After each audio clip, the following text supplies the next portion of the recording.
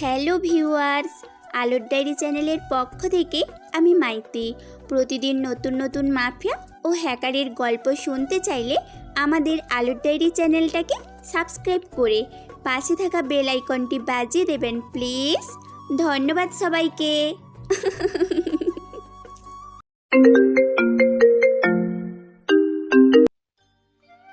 Major আপনার সাদ্দিক গুনে গুনে আমার থেকে 12 বছরের বড়। তোমরা ওই বয়স্ক লোকটার সাথে আমার বিয়ে দাও কি করে? হুম হুম। মেয়ের মুখে এমন কথা শুনে রান্নাঘর হতে দৌড়ে আসে অর্পিতা বেগম, সাথে সাথে বলে ওঠে। অন্তরা, তুই কি পাগল হয়েছিস? আস্তে কথা বল। কেন? আসতে বলার কি আছে? ওনারা পাশের রুমে আছে, তাড়াতাড়ি শাড়িটা পরে ফেল। আর একটা কথাও বলবি না তুই। অন্তরা এবার বেশ বিরক্ত হয়। মাত্র কোচিং থেকে এসেছে, এখন এসব? তার মা এই ছেলের কথা অনেক দিন যাবৎ বলেছে তাকে, তবে সে তোয়াক্কা করেনি। তবে সত্যি সত্যি যে বাড়ি অবধি নিয়ে আসবে কে জানতো।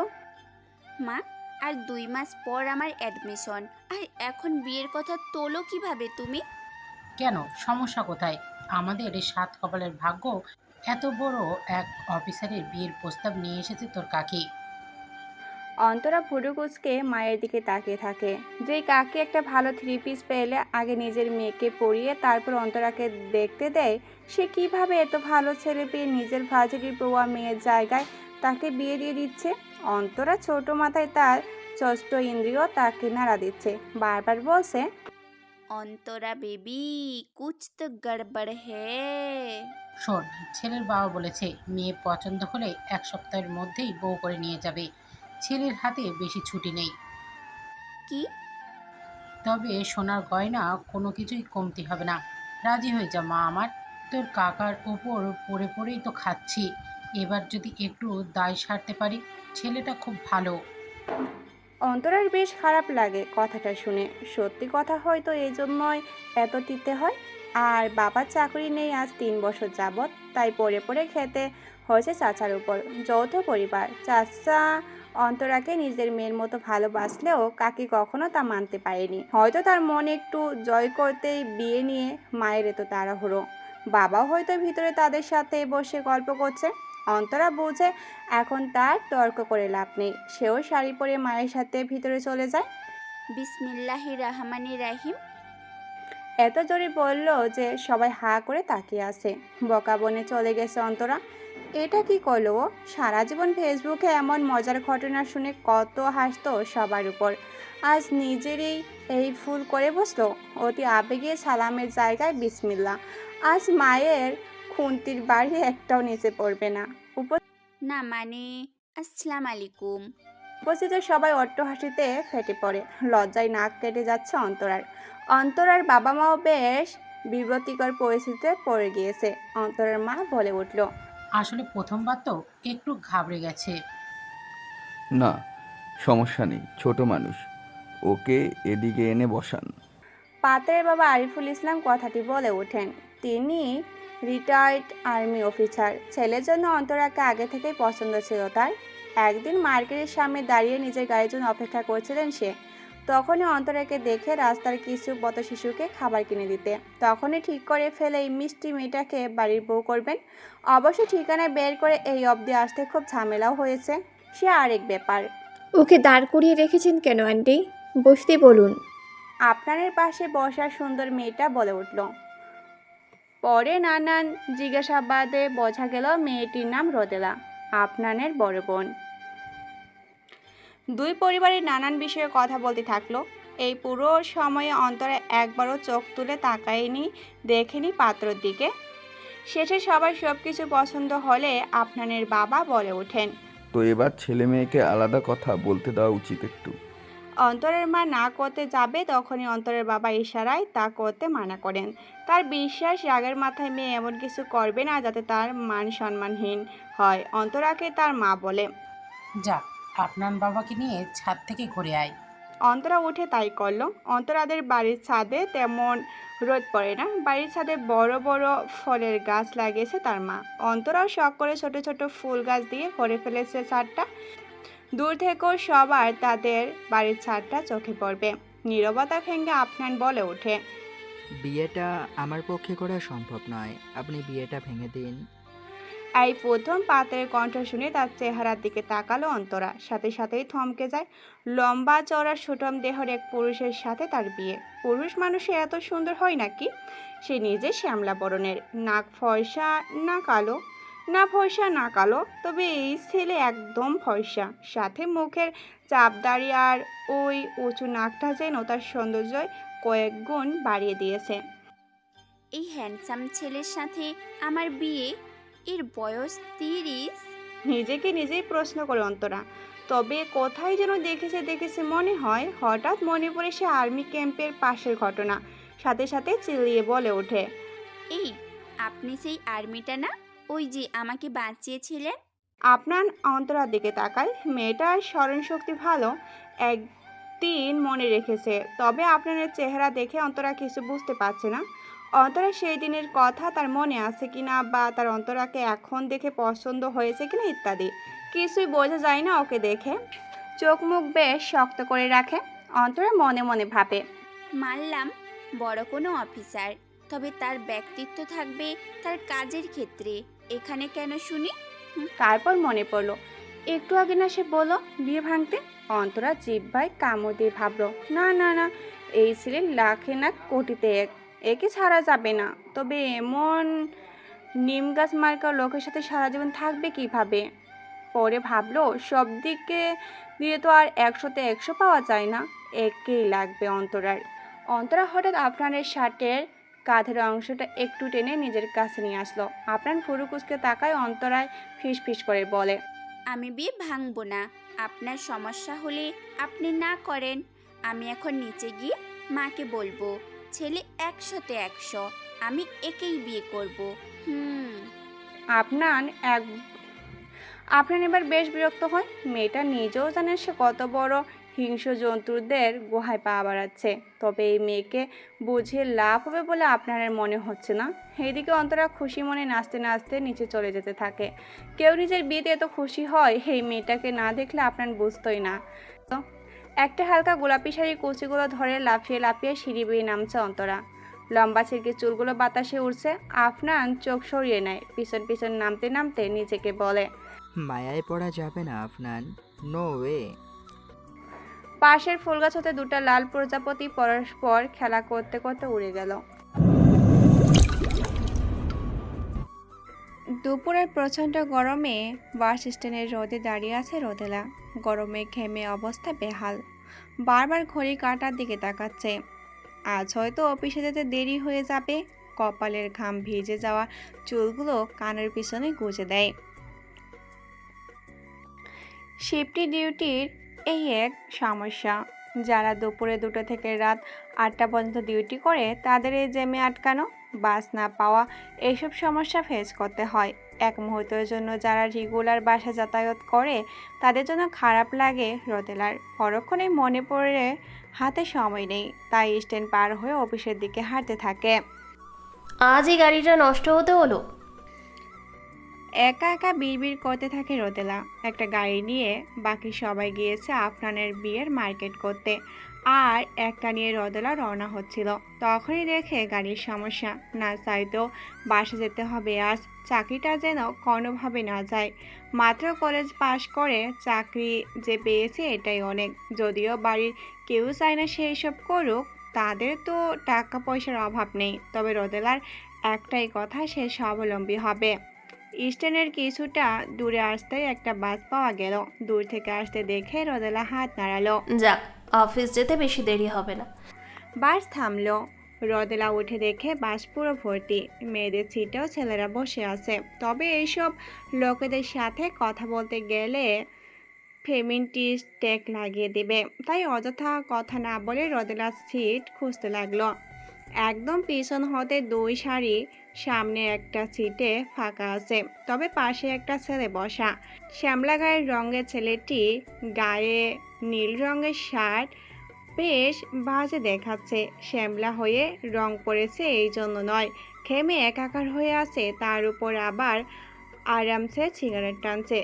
শার্টের কয়েকটা বোতাম খোলা, চুলগুলো বেশ এলোমেলো, বকাটে বকাটে দেখাচ্ছে। রোদেলা পাশে বসবে কিনা দ্বিধাদ্বন্দ্বে পড়ে গেল। আফা সইরা যান, যাত্রী উঠবো। কন্ডাক্টরের গলার আওয়াজে তাড়াতাড়ি সামনে এগোতে থাকে রোদেলা। ছেলেটার পাশে গিয়ে দাঁড়ায়। একটু ভিতরে যান, আমি বসবো। রোদেলার কণ্ঠ পেয়ে ওপরে তাকায় ছেলেটা। তার নাম ইয়াসিন। পা থেকে মাথা অবধি রোদেলাকে দেখেই বলল। আপনি ভিতরে যান। ইয়াসিন বলে বাহিরে আসে। রোদেলার কাছে ছেলেটার বেশ অভদ্র মনে হয়। মেয়ে মানুষ দেখেও নিজের সিট ছাড়তে চাচ্ছে না। বিগড়ে যাওয়া মেজাজ নিয়ে জানলার পাশে সিটটায় বসে। সবার এই সিট ভালো লাগলেও তার জানলার পাশে বসতে ভয় হয়। আর কারণ অবশ্যই আছে। ছেলেটা কি এখনো সিগারেট খাবে? মনে মনে ভাবতে থাকলো রোদেলা। দেখে যেমন বকাটি মনে হয়, ফেতে বললে না জানি বাসের ঝাঁকুনির সুযোগে গায়ে হাত দিয়ে বসে। এইসব ছেলেদের বিশ্বাস নেই। মুখে একটা বাজে রিয়াকশন দিয়ে বসে থাকে সে। ইয়াসিন পাশের সিটটায় বসে সাথে সাথে জানলা দিয়ে ঢিল মেরে সিগারেট ফেলে দেয় আর রোদেলার দিকে তাকিয়ে বলে। ডোন্ট জাজ a book by its cover ma'am. রোদেলা বেশ অবাক চোখে ইয়াসিনের দিকে তাকায়। ছেলেটা মাইন্ড রিডার নাকি? মনের কথা পড়তে পারে? ইয়াসিন ঠোঁট বাঁকিয়ে হেসে উত্তর দেয়। অবাক হওয়ার কিছু নেই ম্যাম, আপনার চেহারা দেখে বুঝতে পারছি আমার সম্পর্কে কি কি ভাবতে পারেন আপনি। রোদেলা বেশ লজ্জায় পড়ে যায় আর বলতে লাগে। না আসলে মানে। সমস্যা নেই, আমরা রাস্তার গরিব ছেলেপেলে, আমাদের এসবের অভ্যাস আছে। রোদেলা কপাল কুঁচকে প্রশ্ন করে। মানে ইয়াসিন হেসে উত্তর দেয়। মানে আমরা তো গরিব ঘরের যেমন তেমন ছেলে মেয়ে, পোশাক আশাকও তেমন দামি না, গায়ের রং কালো। আমাদের পাশে বসতে আপনাদের মতো ভালো ঘরের মেয়েদের একটু সমস্যা হবেই। আপনি যা ভাবতেছেন আসলে তা না। সেটাই ম্যাম, সেটাই। আপনি যে সামনে দাঁড়িয়ে আমার দিকে তাকিয়ে ভাবছিলেন তা আমি দেখেছি। ধরুন আমার জায়গায় একটা ফর্সা সুদর্শন ছেলে খুব পরিপাটি হয়ে দামি শার্ট পরে বসে আছে, আপনার কিন্তু পাশে বসতে তেমন সমস্যা হতো না। তখন সিগারেট খেতে দেখলে বা সিট ছেড়ে উঠে নাও চাওয়াতেও তেমন খারাপ ভাবতেন না। এটা আসলে হিউম্যান সাইকোলজির একটা ব্যাপার, আপনার দোষ নেই। রোদেলা চুপ হয়ে থাকে। আসলে কি ছেলেটার কথা সঠিক? হয়তো ঠিকই বলেছে। আজকাল সবার খুব সহজে মানুষের পোশাক আর বাহ্যিক সৌন্দর্য দেখে সে খারাপ না ভালো তার সিদ্ধান্ত নিয়ে নেয়। রোদেলাও হয়তো তেমন কিছুই করেছে। সে নিজেই কৃতকর্মে লজ্জা পেয়ে গেছে। সরি।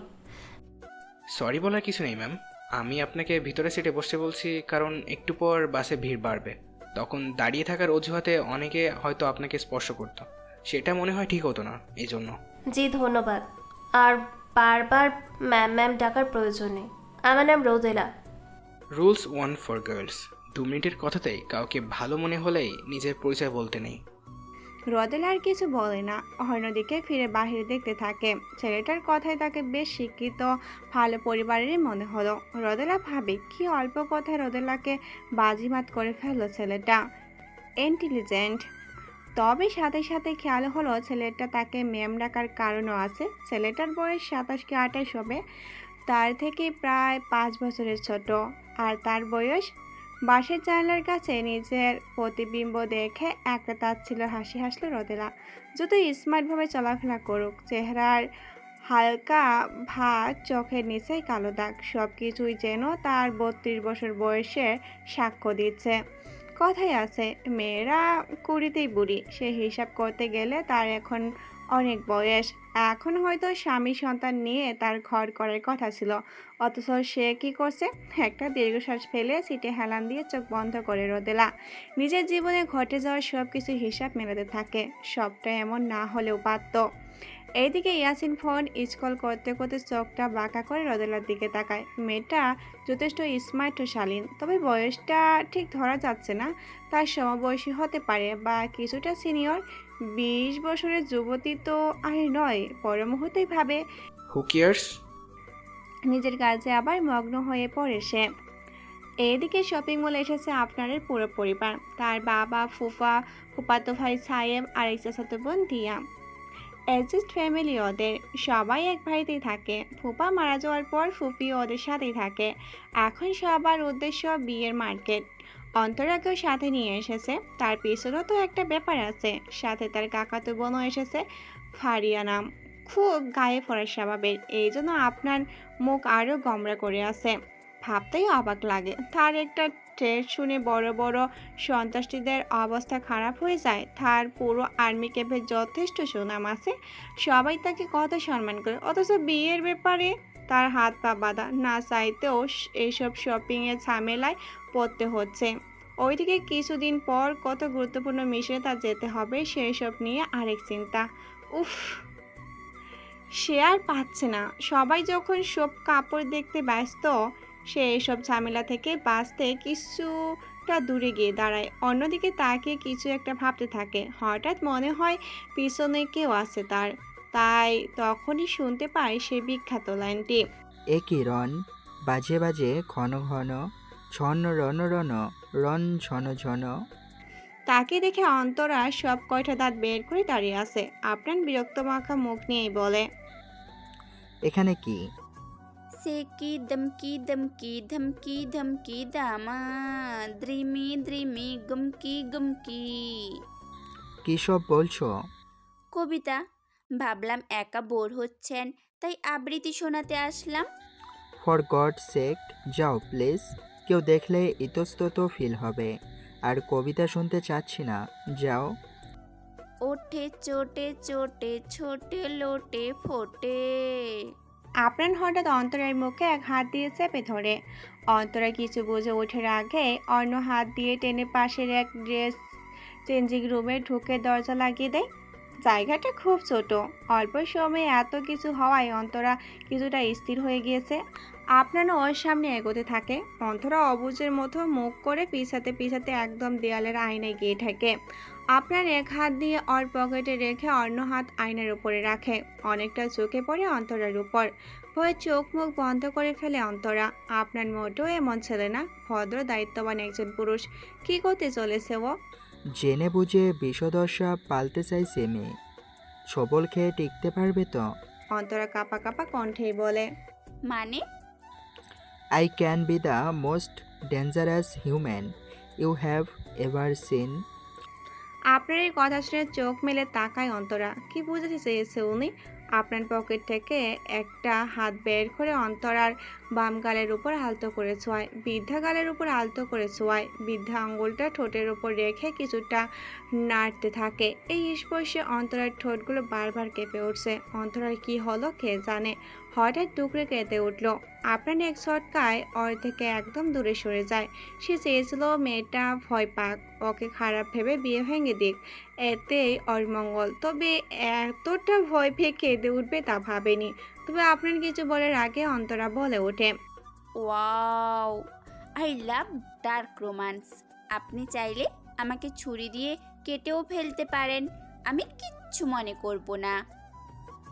আপনার ওর কথা শুনে ভোকা বনে চলে যায়। কি করতে চাইলো? আর হলোটা কি? মেয়েটা কি পাগল? পুরো পরিকল্পনা ফেস্তে যেতে দেখে রাগের দরজা খুলে বেরিয়ে যেতে নিলে দেখে তার ফুফাতো ভাই সাইম দাঁড়িয়ে। এই ছেলে যে পাজি, না জানি এখন কি বলে। এইদিকে সাইম মুখি মেরে দেখে ভিতরে অন্তরাও আছে। বড় বড় চোখ করে আপনার দিকে তাকায়। আপনার বীরত্ব মাখা মুখ নিয়েই বলে, কি? ডিস্টার্ব করলাম মনে হয়। তুই যা ভাবছিস তেমন কিছু না। হাই হাই গো, আমাগো এই বড় গোমরা মুখো ভাইরে আমরা করলা ভাবছিলাম, এ দেখি মিষ্টি কুমড়ো আমাগো থেকে 2 ধাপ আগায়া আছে। বেশি বকছিস কিন্তু। সায়েম কিছু না বলে একটা ফোঁদর লাগায়। আপনারও এবার অন্তরার দিকে তাকিয়ে সায়মের পিছে দাঁড়িয়ে তাড়াতাড়ি যেতে থাকে। না জানি এই ছেলে সবার সামনে কিছু না বলে বসে। অন্তরা এইসব দেখে মুচকি হেসে একা একা বলে ওঠে, I can be the most জামাই পাগল girl you have ever seen. সারাদিনের ক্লান্তি শেষে রাতে বাসায় ফিরেছে রোদেলা। দেখে ড্রয়িং রুমে বসে সবাই বিয়ের কেনাকাটা দেখছে। রোদেলা পাশ কাটিয়ে চলে যেতে নিলে দিয়ার চোখে পড়ে। আপু, দেখে যাও, সব কিনেছি আমরা, তুমি তো আসলে না। রোদেলা মলিন হেসে যে যার কাজে যেতে নিলে তখনই এক মাঝ বয়সী মহিলা বসে থাকতে দেখে থমকে দাঁড়ালো। আজ কত বছর এই মানুষটা তার সাথে ভালো করে কথা বলে না। সম্পর্কে সে রোদেলা আর আপনানের মা। এখন রোদেলা গেলে সে উঠে যাবে, রোদেলা যেতে নিয়েও যায়নি। চুপ করে সিঁড়ি বেয়ে উপরে চলে গেল। উপস্থিত সবাই বিষয়টা দেখে মনমরা হয়ে যায়, তবে কারো কিছুই করার নেই। রুমা বেগমের মুখের উপর কথা বলার সাহস এই বাড়ির কারো নেই। তাকে এত বুঝিয়েও মা মেয়ের সম্পর্ক ঠিক করা যায়নি। এখন একইভাবে সবাই সব আশায় ছেড়ে দিয়েছে, অথচ এইসবের রোদেলার কোনো দোষই ছিল না। তবে আপনার বিষয়টা চোখে ঠিকই পড়েছে। নিজের মুঠি শক্ত করে সে একাই বলে ওঠে, ডোন্ট ওয়ারি রোতাপু, তোর সাথে যারা অন্যায় করেছে প্রত্যেককে আমি নিজ হাতে শাস্তি দেব। Just wait and see. এমন সময় হঠাৎ আননোন নাম্বার থেকে আপনাদের ফোনে একটা কল আসলো। আপনার কল ধরতে বাড়ির বাইরে বেরিয়ে হাঁটতে হাঁটতে গ্যারেজের সামনে চলে আসে। কলটা রিসিভ করতেই কেউ বলে ওঠে, কেমন আছেন মেজর হাফনান সাদিক? জি, কে বলছেন? ওপাশ থেকে হ হ করে হাসির আওয়াজ শোনা গেল। লোকটা আবার বলে উঠল, এত তাড়াতাড়ি ভুলে গেছেন মাই ডিয়ার জুনিয়র? জুনিয়র শব্দটা শুনেই আপনার বুঝে গেল ফোনের ওপার প্রান্তে কে। রাগে তার মুখ চেয়াল সব শক্ত হয়ে উঠল। ফর্সা ঘাড়ের প্রতিটা রাগ যেন দেখা যাচ্ছে। সে জোরে জোরে নিঃশ্বাস নিয়ে নিজেকে শান্ত করার চেষ্টা করছে। কি হলো মিস্টার দেশপ্রেমিক? খুব পুরনো স্মৃতি তারা করছে মনে হয়। চুপ জানোয়ারের বাচ্চা। তোর মতো কুত্তার বাচ্চারা দেশ ও দেশের শত্রু। এই দেশের মাটিতে বড় হয়ে তোরা এই দেশেরই ক্ষতি করিস, এ দেশের বোনদের ইজ্জত নিস, আর দেশের মাঝে মাদক ছড়াস। ইয়া, হাফনান, তোর রাগ যে এখনো তোর বাচ্চাকালের মতোই আছে। শুনলাম বিয়ে করতে যাচ্ছিস, একটু সাবধানে রাখিস তোর বউকে বিয়ের পর, না জানি তোর বোনের মতো। চুপ, একদম চুপ। আর একটা কথা বললে আমি এক্ষুনি তোর আড্ডাখানায় এসে তোকে জানে মেরে মাটিতে পুঁতে ফেলবো। আমাকে আর কত হাসিবি বলতো? পুরনো সব ভুলে গেলি নাকি? তুই ছোট থেকেই একটু বেশি দেশের প্রতি টান দেখাস, যার ফল তোর বউ। রিদওয়ান, আর একটা কথা বললে তোর জিভ আমি ছিঁড়ে ফেলবো। রিদওয়ান হাসতে হাসতে কল কেটে দিল। আপনার নিজের রাগকে কন্ট্রোল করতে না পেরে গাড়ির কাছের উপর সজোরে একটা ঘুষি মারে। কাঁচ ভেঙে হাতের নানান জায়গায় ঢুকে যায়। টপ টপ করে রক্তের ফোঁটা বেরিয়ে পড়তে থাকে। কোনোভাবে নিজেকে সামলে সবার চোখ ফাঁকি দিয়ে দোতলায় নিজের রুমে চলে যায়। ফোনের গ্যালারি থেকে একজনের ছবি বের করে বলতে থাকে, বলেছিলাম মেয়ের থেকে দূরে থাকতে, থাকলে না তো প্রেমের দহনে নিজেও পড়বে, আমাকেও পুড়িয়ে ছাই করে দেবে। আপনার ভাবতে লাগলো খুব দ্রুত মিশনটার প্রস্তুতি নিয়ে তা সফল করতে হবে। ল্যাপটপ হাতে নিয়ে দ্রুত হেড অফিসে একটা মেল পাঠালো। সে তার ছুটি আরও 2 দিন কমিয়ে ফেলতে যাচ্ছে। বিয়ের পরের দিনে সে আর্মি ক্যাম্পে ব্যাক করবে। আর যে হাতে উপায় নেই, ওখান থেকে লোক দিয়ে নজর রাখতে হবে বাড়ির সবার উপর। উফ, একসাথে এতজনের জীবন সামলাতে গিয়ে হিমশিম খেতে হচ্ছে আপনাকে। অজু করে নামাজের পাটি বিছিয়ে বসে পড়ে রবের কাছে দুর্বলতা প্রকাশ করাই যায়। দুহাত ও আল্লাহর পানে মেলে চাইতে লাগলো সব কিছু, যেন তার মনোবল আরও শক্ত হয়। পাপীদের প্রাপ্য শাস্তিটুকু যেন সে দিতে পারে।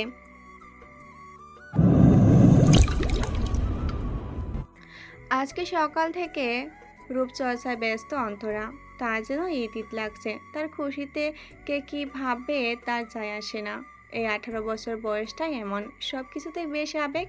অন্তর মা মেয়ের হঠাৎ রাজি হয়ে যাওয়া দেখে প্রথমে খুশি হলেও এখন বেশ লজ্জা পাচ্ছে। মিঠি এমন করে লাফাচ্ছে যেন বিয়ে করে জামাই সে নিয়েই আসবে। অন্তরা, থামবি তুই? মায়ের কথায় চোখ থেকে সরষা স্লাইড তো সরায় অন্তরা। অতঃপর মায়ের দিকে বিরক্ত নিয়ে তাকিয়ে বলে, তুমিই তো চাইতে আমি বিয়েতে রাজি হই, এখন আবার কি সমস্যা? তোমার এমন হ্যান্ডসাম ছেলের সাথে বিয়ে দিলে বুঝতা। অর্পিতা বুঝে অন্তরের সাথে কথা বলে লাভ নেই। পরে ভাবতে থাকে এই বাচ্চা মেয়ে সংসার করতে পারবে তো। তাছাড়া সব কিছু এত তাড়াতাড়ি হয়ে যাচ্ছে যে ও বাড়ির লোক সম্পর্কে তেমন একটা জানানো হয়নি। তবে এতটুকু বিশ্বাস ছেলেটা খুবই ভালো, এই জন্য তো চিন্তাটা বেশি হয়। ভালো মানুষদের শত্রুর অভাব হয় না। তাছাড়া যে চাকরি করে তা নিয়ে অনেকেই তো কত কিছু বলে। সেনাবাহিনীর স্ত্রী হতে হলে নাকি মনোবল খুব শক্ত রাখতে হয়। আচ্ছা, মেয়েটা বিয়ের পরও তো স্বামী থেকে দূরে থাকতে হবে, সবকিছু সামলাতে পারবে তো? বেগম রান্নার জন্য কিচেনে চলে যায়। কিরে, তোর তো দেখি ভাগ্য খুলে গেল। ফারিয়ার কথা শুনে দরজার দিকে তাকায় অন্তরা। এই মেয়েকে দেখলেই কেন জানি তার মেজাজ বিগড়ে যায়। সব কিছুতেই অন্তরাকে হিংসা। সবার কাজিনদের মাঝে এমন একজন থাকবে যে একটু হিংসুটে স্বভাবের হবেই। কেন? তোর তো সব কিছুতে আমার থেকে বেশি আছে, এই একটা জায়গায় না হয় একটু পেলামই। ফারিয়ার জন্য কথাটা ভালোই লাগলো না, সে অন্তরার পাশে গিয়ে বসলো। তা সব জেনে বিয়ে করতে চাচ্ছিস তো? কি জানবো, আজব। তার মানে তুই কিছুই বুঝিস না, এখনো বাচ্চাই আছিস। অন্তরা ভুরু কুঁচকে ফারিয়ার দিকে তাকালো। কি বলতে চাইছিস বল তো? তেমন কিছু না, শুধু বললাম দেখিস আবার বিয়ের পর দিনই তোকে যাতে ফেলে না যায়। আর্মিরা নাকি একটু আনরোমান্টিক টাইপের হয়, দেশের চিন্তায় পরিবারের খেয়াল থাকে না। তুই কয়জন আর্মিকে চিনিস যে এত কথা বলছিস? আর তাছাড়া এটা তো গর্বের বিষয়। এই জন্য পুরুষের বড় বড় সাফল্যের পর তাদের স্ত্রীদেরও সম্মানের চোখে দেখা হয়, তুই বুঝবি না। বেশি ইমোশনাল হয়ে যাচ্ছিস না তুই? হলে হলাম। আচ্ছা, তুই কখনো কারোর প্রেমে পড়েছিস না? মানে টাইম পাস তো করেছিস জানি, সত্যিকারে কারোর কথা মনে হয়েছে যাকে নিয়ে পুরোটা জীবন থাকা যায়? না, কেন? তুই একদিনেই ওই ছেলের প্রেমে পড়েছিস বুঝি? একদিনের নয় পিউ, আরও কাহিনী আছে। একবার কলেজে পিকনিকে গিয়ে আমি একটা ঝামেলায় পড়েছিলাম, আর তখনই সেসব বাদ দে, পরে বলবো। তবে কি জানিস, তুই যেদিন কারোর প্রেমে পড়বি ওই দিনই বুঝবি। এসব ফালতু বিষয়ের জন্য আমার কাছে সময় নেই, আমি এখন নিজের ক্যারিয়ার নিয়ে আছি। এতই ক্যারিয়ার নিয়ে থাকলে আফনানকে পটানোর ট্রাই করেছিলি কেন? হুম, তখন শপিং মলে। যাই হোক, অভিশাপ দিলাম, তুই এক বেকার ছন্নছাড়া ছেলের প্রেমে পড়বি। দেখে নিস, বেশি ম্যাচুরিটি দেখালে এমনই হয়। ফারিয়া ওর কথায় একটা টনকেয়ার ভাব নিয়ে রুম থেকে বেরিয়ে গেল। সে মোটেও এমন মেয়ে না, সে কোনো বড়লোক হ্যান্ডসাম ছেলেকে বিয়ে করবে। বিকেলে প্রায় সন্ধ্যা হয়ে এসেছে। আপনার কিছু কাজে বাইরে গিয়েছিল, ফিরতে দেরি হয়ে যাচ্ছে। গাড়িতে বসে ড্রাইভিং করতে করতে ফিরছে। এক হাত দিয়ে ড্রাইভ করছে, অন্য হাত দিয়ে একটা মজার বোতল ধরে আছে। একটু পর পর দুই ঠোঁটের মাঝে দিয়ে একটু করে চুমুক দিচ্ছে। কোকা-কোলা বয়কটের পর মজায় সবার ভরসা। তার তার গাড়িটা বেশ দামি। বাটন ক্লিক করাতে উপরের ছাদটা সরে গিয়ে ভাঁজ হয়ে যায়। সন্ধ্যার আগ মুহূর্তে আবহাওয়া খুব সুন্দর থাকে। একটা মিষ্টি বাতাস বইছে চারিদিকে। আকাশের রংটা এখন একদম লাল, এতটুকু উপভোগ করাই যায়। শরীরের সাদা শার্টের সামনে দুটো বোতাম খোলা। একটু পর পর যখন বোতলে চুমুক দিচ্ছে, দেখতে বেশ আকর্ষণীয় লাগছে আফনানকে। রাস্তায় পাশ দিয়ে অনেকে বসে এই সময় আড্ডা দেয়, ফাস্টফুড খাবার খায়। আপনার গাড়ি আর রূপ দেখে যে কোনো মেয়ে একবার হলেও এইদিকে তাকাতেই বাধ্য। আপনার অবশ্য সেই সবে কোনো পাত্তা না দিয়ে শান্তিতে ড্রাইভ করতে থাকে আর ভাবে, কয়েকটা দিন একটু সহ্য করে নিও, আমি কথা দিচ্ছি খুব তাড়াতাড়ি সব কিছু ঠিক করে দিব। আমাকে তো ঠিক করতেই হবে। এইদিকে আফনানের বাড়িতে ছোট্ট করে গায়ে হলুদ অনুষ্ঠিত করা হয়। একটু আগেও বাড়িতে তত্ত্ব পাঠানো হয়েছে। সবাই হলুদের অনুষ্ঠানে খুব ব্যস্ত, তবে একজনের মুখে কোনো হাসি নেই। সে হলো চারু। সম্পর্কে সে সায়েমের আপন বোন। তার বিয়ে হয়েছে, একটা ছোট মেয়েও আছে। তার স্বামী প্রবাসী হওয়ায় এ বাড়িতে সে আছে। তবে বাড়ির এত সব অনুষ্ঠান তার একদমই ভালো লাগছে না। নিজের কাজিন আফরানের জন্য তার মনে লুকিয়ে থাকা অনুভূতিকে অনেকদিন যাবৎ সে ধামাচাপা দিয়ে রেখেছে। তার স্বামী নির্গত ভালো মানুষ ছিলেন বলে এতটা ইগনোর করার পরও দিনের পর দিন সংসার করে গিয়েছে। শেষ আর অবহেলা সইতে না পেরে নিজের গর্ভবতী স্ত্রীকে রেখে দেশের বাইরে পাড়ি জমান তিনি। তাতে চারু কিছু যায় আসে না। এই বাচ্চাটাও তার কাছে একটা পিস্টেক। নিজের সন্তানকেও তেমন একটা ভালোবাসে না সে। কখনো কখনো সাহিত্যর কথাও সত্য হয়, সব মায়েরা মমতাময়ী হয় না। তবে এসব কিছুই এই বাড়িতে কেউ জানে না। দিয়া শুধু মাঝে মাঝে একটু সন্দেহ হয়, তবে চারু মনের অনুভূতি কাউকে বুঝতে দেয়নি। শুধু দূর থেকে ভালোবেসে গিয়েছে আপনাকে, সে জানে এটা পাপ। তবে মন কি তা শোনে? এখন আপনাদের বিয়ে, তার কাছে কাটা ঘাতে লবণের ছিটার মতো লাগছে। সবাই কাজিনরা মিলে গান নাচ করছে, মাইকে একের পর এক গান বেজেই চলছে। যেভাবেই হোক অনুষ্ঠানটা শেষ হলো। পরের দিন বিয়ে বাড়িতে বিয়ের প্রস্তুতি। এই শোনো না, প্রতিদিন ভালোবাসার নতুন নতুন গল্প পেতে ও শুনতে চাইলে আমাদের আলোর ডায়েরি চ্যানেলটি সাবস্ক্রাইব করে পাশে থাকা বেল আইকনটি বাজিয়ে দিও, কেমন? ফুলের ঘ্রাণে মমো করছে পুরো রুমটা। খাটের উপর লাল সাদা ফুলের পাপড়ি দিয়ে খুব সুন্দর করে সাজানো। রুমের লাইট অফ, তবে তাতে কি, ছোট ছোট মোমবাতি চারিদিকে ছড়িয়ে ছিটিয়ে আছে। তার আলোয় যেন আরো বেশ আবেদনময়ী লাগছে খাটে বসা তরুণী মেয়েটাকে। অন্তরা চুপি সারে উঠে গিয়ে লাগেজ থেকে ফোনটা বের করে কি সুন্দর করে সাজিয়েছে আফরানের কাজিনটা এই রুম। আফরান আসছে না কেন? কত ছবি তোলা বাকি, বিয়েটা চোখের পলকে কত তাড়াতাড়ি হয়ে গেল, তাই না? দুপুরে 3 কবুল বলে আজীবনের জন্য এই লোকটার হয়ে গিয়েছে সে। আজ বিকেলে এই বাড়িতে এসেছে অন্তরা। প্রথমে ভেবেছিল সবাই না জানি কেমন হয়, হিন্দি সিরিয়ালের মতো কোনো কুটনি শাশুড়ি না জানি কপালে আসে। তবে সবাই এত ভালো হবে সেটা কল্পনার অনেকটা বাহিরে ছিল। সবাই কতটা ভালো, আর সব কাজিনদের মাঝে এত ভালো সম্পর্ক বলার বাহিরে। তবে সবচেয়ে ভালো হলো শাশুড় মশাই, তিনি কত বড় একটা সিক্রেট গোপন রেখেছে। অন্তরা সকালে জানতে পেরেছে সবটা। প্রথমে তার চাচি নিজের মেয়েকেই জোর করে নিতে বলেছিল আরিফুল ইসলামকে, তবে তিনি তার কথায় অনড় ছিলেন। টাকা লেনদেনের ব্যাপারও ছিল। ভাগ্যিস এইসব কথা কেউ জানেনি, এমনকি সাথে ও বাড়ি থেকে ফারিয়াকে আসতে দেখেও কিছু মনে করেনি। এমন সময় দরজার আওয়াজ আসে, বাইরে চেঁচামেচি হচ্ছে। সবাই আফনানকে আটকে রেখেছে টাকার জন্য। অন্তরা একটু নড়ে সরে বসে। ভাই 20,000 দিবা কিনা কও, নয়তো তোমার বউয়ের সাথে ঘুমানো হইব না আজ। সাইমের কথার সাথে সবাই সহমত। দিয়া তো হাতে পার্টি স্প্রে নিয়ে দাঁড়িয়ে আছে। টাকা দিতে দেরি হলে প্রতি 10 মিনিটে একবার করে মুখে দেওয়া হবে। আপনাদের আবার এইসব পার্টি ঝামেলা একদমই ভালো লাগে না। সেই সাথে সাথেই পকেট থেকে টাকা বের করে পুরোটা দিয়ে দেয়। সবাই অবশ্য খুশির বদলে বেশ বিরক্ত। এই ছেলেটা এমন কেন, একটু মজাও করতে দেয় না। রোদেলা বেশ বিরক্ত হয়েই বলল, আসলে বউয়ের কাছে যাওয়ার জন্য তর্স হয়েছে না, এই জন্যই এমন তাড়াহুড়ো করছে।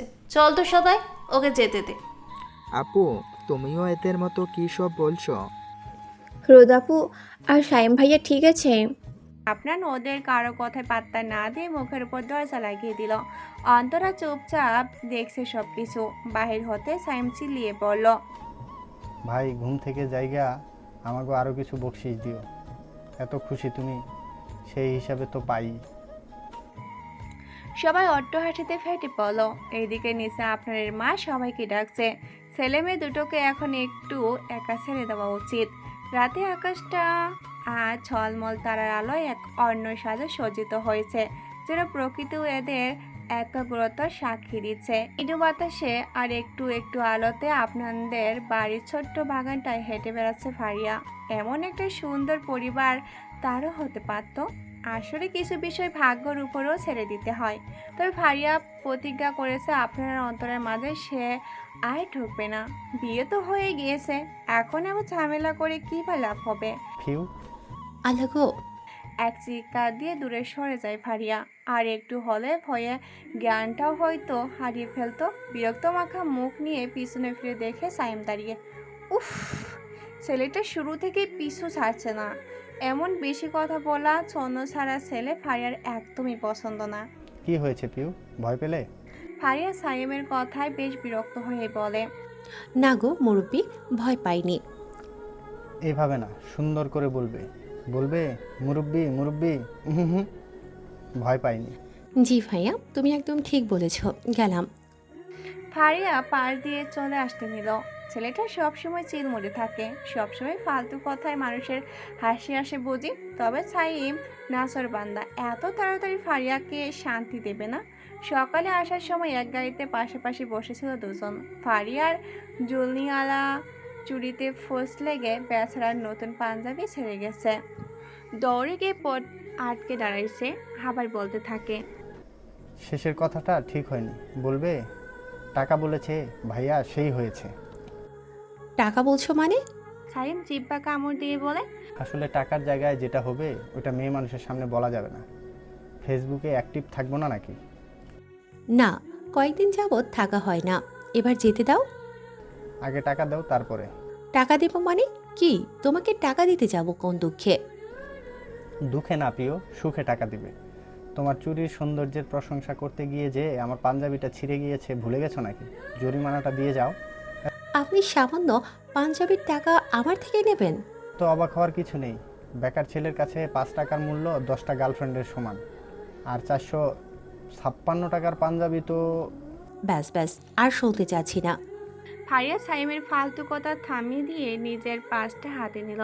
460 টাকা হাতে ধরিয়ে দিয়ে চলে আসতে নিতেই সাইম পিছন থেকে ওর চুলের খোপা টেনে ধরে। ফলস্বরূপ পুরো খোপা খুলে চুলগুলো ছড়িয়ে যায়। একদম দমকা হাওয়ায় সবগুলো চুল উড়তে থাকে। কিছু অবাধ্য চুল উড়ে এসেছে সাইমের মুখের উপরে। সে অবাক নয়নে তাকিয়ে থাকে ফারিয়ার দিকে। সামান্য খোলা চুলে একটা মেয়েকে পুরো রূপ সৌন্দর্য পাল্টে দিতে পারে। ফারিয়া বারবার জিজ্ঞাসা করতে থাকে চুল কেন খুললো। তবে সাইমের নিজের ভাবনায় এতটাই ডুবেছিল যে ওর কাছে সব কিছু থেমে আসে। শেষে ফারিয়ার রাগের সব ধৈর্যর পালা শেষ হয়ে যায়। সাইমের ডান হাত ধরে মুখের সামনে নিয়ে একটা জোরে কামড় দিয়ে দেয়। ব্যথা পেয়ে সাইমের হুঁশ ফিরে। এখন মুখ খুললো, এবার বলো চুল কেন খুললে? বাকি টাকা দিতে। নাক মুখ খিচে হাতটাকে একটু ডলে নিল সাইম। পরে ফু দিতে দিতে অন্য হাত দিয়ে পকেট থেকে 2 টাকা 2 পয়সা বের করে ফারিয়ার হাতে ধরিয়ে দিল। বেকার হতে পারি, তবে ছেঁচড়া নয়।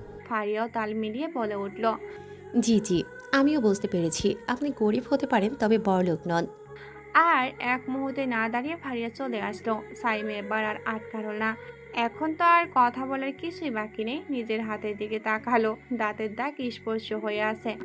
এটাকে বৃথা যেতে দেওয়া যায় না। একটা ছবি তুলে ফ্রেন্ডসের গ্রুপে দিয়ে বলল, এই দেখ সবাই, হবু গার্লফ্রেন্ডের কাছ থেকে পাওয়া ফার্স্ট লাভ বাইট। আফরান বাসার ঘরে ঢুকে ড্রয়ার থেকে একটা গেঞ্জি বের করে শেরওয়ানি খুলতে লাগলো। তা দেখে অন্তরা হু হু করে কেঁদে উঠল। বাসা ঘরে বসে চিল্লিয়ে কেঁদে যাচ্ছে অন্তরা। শেষে আর সহ্য করতে না পেরে আপনার এসে এক হাত দিয়ে ওর মুখটা চেপে ধরল। ফর গড সেক প্লিজ কান্না থামাও, নিচে আওয়াজ গেলে সবাই খারাপ ভাববে। অন্তরা আপনার হাত ছিটকে ছড়িয়ে দিয়ে ফোপাতে ফোপাতে বলো, ভাবলে ভাবুক, আমার মনের আশা পূরণ না করলে আমি এভাবেই চিল্লাবো। আচ্ছা বলো কি সমস্যা, আমি দেখছি। আপনি শেরওয়ানি কেন খুললেন? তো কি তোমার শাড়ি খুলবো? খুলি। নিজের বলা কথায় নিজে লজ্জা পেয়ে যায় আপনার। না জানি মেয়েটা এখন কত জোরে চিৎকার দিবে। তবে অন্তরা হয়তো কান্নার তালে কথাটা ভালো করে শুনেননি। সে নিজের ফোন বের করে আপনার হাতে ধরিয়ে দিল আর মুখ ফুলিয়ে বলল, জানেন, সব মেয়েদের শখ থাকে বাসর ঘরে ফুলের মাঝে বসে সুন্দর সুন্দর ছবি তোলার, জামাইকে নিয়ে কাপল পিক তোলার। কিন্তু আপনি ছবি না তুলে জামা পাল্টে ফেলছিলেন। তুমি এই জন্য এভাবে মরা কান্না করছিলে? তা নয় তো কি। দূর, আমি আরও ভাবলাম ভয় পাচ্ছ। ভয় কেন পাবো? অন্তরা বোকা প্রশ্ন, কোনো উত্তর নেই আপনার কাছে। মেয়েটা আসলে চিল্লায় বেশি বোঝে কম। সেসব মেয়েরা খুব চঞ্চল, ওরা আসলেই বোঝে না। চুপচাপ প্রকৃতির মেয়েরা সেই তুলনায় অনেক চতুর হয়। কথায় আছে না, খালি কলস বাজে বেশি। আপনার অন্তরের হাত থেকে ফোনটা নিয়ে নেয়। শুরু করো। কি শুরু করব? আরে বোকা, পোজ নিতে বলছি, আমি বিভিন্ন অ্যাঙ্গেলে তুলে দিচ্ছি। অন্তরা তাড়াতাড়ি চোখের জল মুছে মাথায় ওড়না আর শাড়িটা ঠিক করে নেয়। আর সব ছবি আইডিতে ছাড়তে হবে। সে নানান স্টাইলে খাটের ফুলগুলো নিয়ে ছবি তুলতে লাগলো। কখনো কখনো টেবিলের মোমবাতি নিয়ে হাতে নিয়ে স্টাইল করতে থাকে। আফনানও খুব মনোযোগ দিয়ে ফটোগ্রাফদের মতো করে ছবি তুলে দিচ্ছে। আর মনে মনে ভাবছে, হে মাবুদ, মেজর আশিকের মতো প্রতিটা বিবাহিত পুরুষকে ধৈর্যের জন্য পুরস্কৃত করা উচিত। এই দিন দেখার জন্য আর্মির ট্রেনিং নিয়েছিলাম, পরে ভাবলো এটা হোমওয়ার্ক। দেখি দেখি তাড়াতাড়ি দেন তো, ছবি কেমনে উঠছে। অন্তরা লাফিয়ে ঘাট থেকে নেমে আপনাদের কাছে গেল, ফোনটা ছু মেরে নিয়ে ছবিগুলো দেখলো। ওয়াও! জানেন, আমার বান্ধবীদের বয়ফ্রেন্ড যখন ওদের ছবি তুলে দিত, তখন ভাবতাম কবে আমার পার্সোনাল ফটোগ্রাফার হবে। প্রতিটা মেয়েরই একজন পার্সোনাল ফটোগ্রাফার থাকা লাগে, তাই না? এরপর সে আপনাদের শেরওয়ানি ধরে টান মেরে একদম কাছে নিয়ে আসলো, ইচ্ছামতো সেলফি নিচ্ছে। এতটা কাছে এসে আপনার অবাক নয়ন অন্তরার দিকে তাকিয়ে আছে।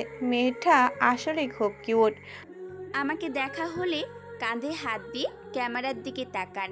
এক পজিশন বারবার ভালোই লাগে না, চলুন চেঞ্জ করি। অন্তরের কথায় তাড়াতাড়ি চোখ সরিয়ে নেয় আপনার। ছবি তোলা শেষ হলে অন্তরা আয়নার সামনে গিয়ে চেয়ার টেনে বসে। একটু হেল্প করুন তো, আমার মাথায় হাজার হাজার ক্লিপ, জুয়েলারি এসব খুলতে পারছি না তো, পুরো মাথাটা ব্যথা করছে। আপনারও কাছে এসে এক এক করে সব খুলতে থাকে। মেয়েটার মাথাটা আসলেই ব্যথা হয়ে যাওয়ার কথা। চিকন চিকন কত ক্লিপ দিয়ে আটকানো। সব শেষ করে যেই না শাড়ির পিন খুলতে যাবে, অন্তরা হঠাৎ দাঁড়িয়ে যায়। কি হলো? বাকিটা আমি ওয়াশরুমে একাই করতে পারবো।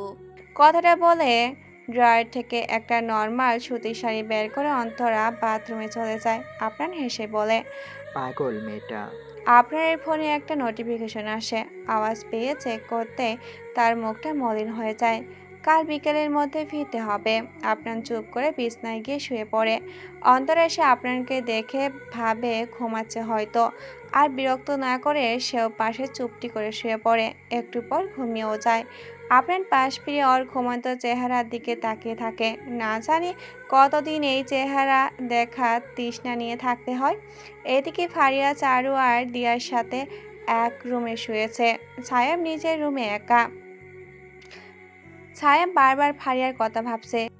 মেয়েটা মুখে রাগি লুক নিয়ে যতটা খারাপ সেজে থাকে ততটাও খারাপ না। কিছু কিছু মেয়েরা থাকে মুখে মুখে হ্যাঁ মধু, অন্তরে বিষ। ফারিয়া তার উল্টোটা। ছায়ামের কি হলো কে জানে, পুরনো গিটারটা অনেক দিন পর হাতে নিল। আজ কেন জানি গান গাইতে ইচ্ছে করছে। তোমার আসার সময় হলে তুমি হাত ফসকে গেলে। তুমি যাওয়ার পায় তারা, আমি হয়ে যে দিশেহারা। তুমি অন্য গ্রহের চাঁদ, আমার একলা থাকার ছাদ। তুমি ফেরার সম্ভাবনা, অমাবস্যার জোছনা। তোমার গোপন সবই হয়, আমার আপন মনে হয়। আমি ভোরের ঝরা পাতা, আমার মরার কিসের ভয়। রাত 2টো।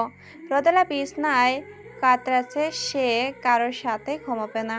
রাতে প্রায় পেনিকেটা গাছে তার। ঘুমের ঘরে পুরনো স্মৃতিগুলো বারবার ভেসে উঠছে।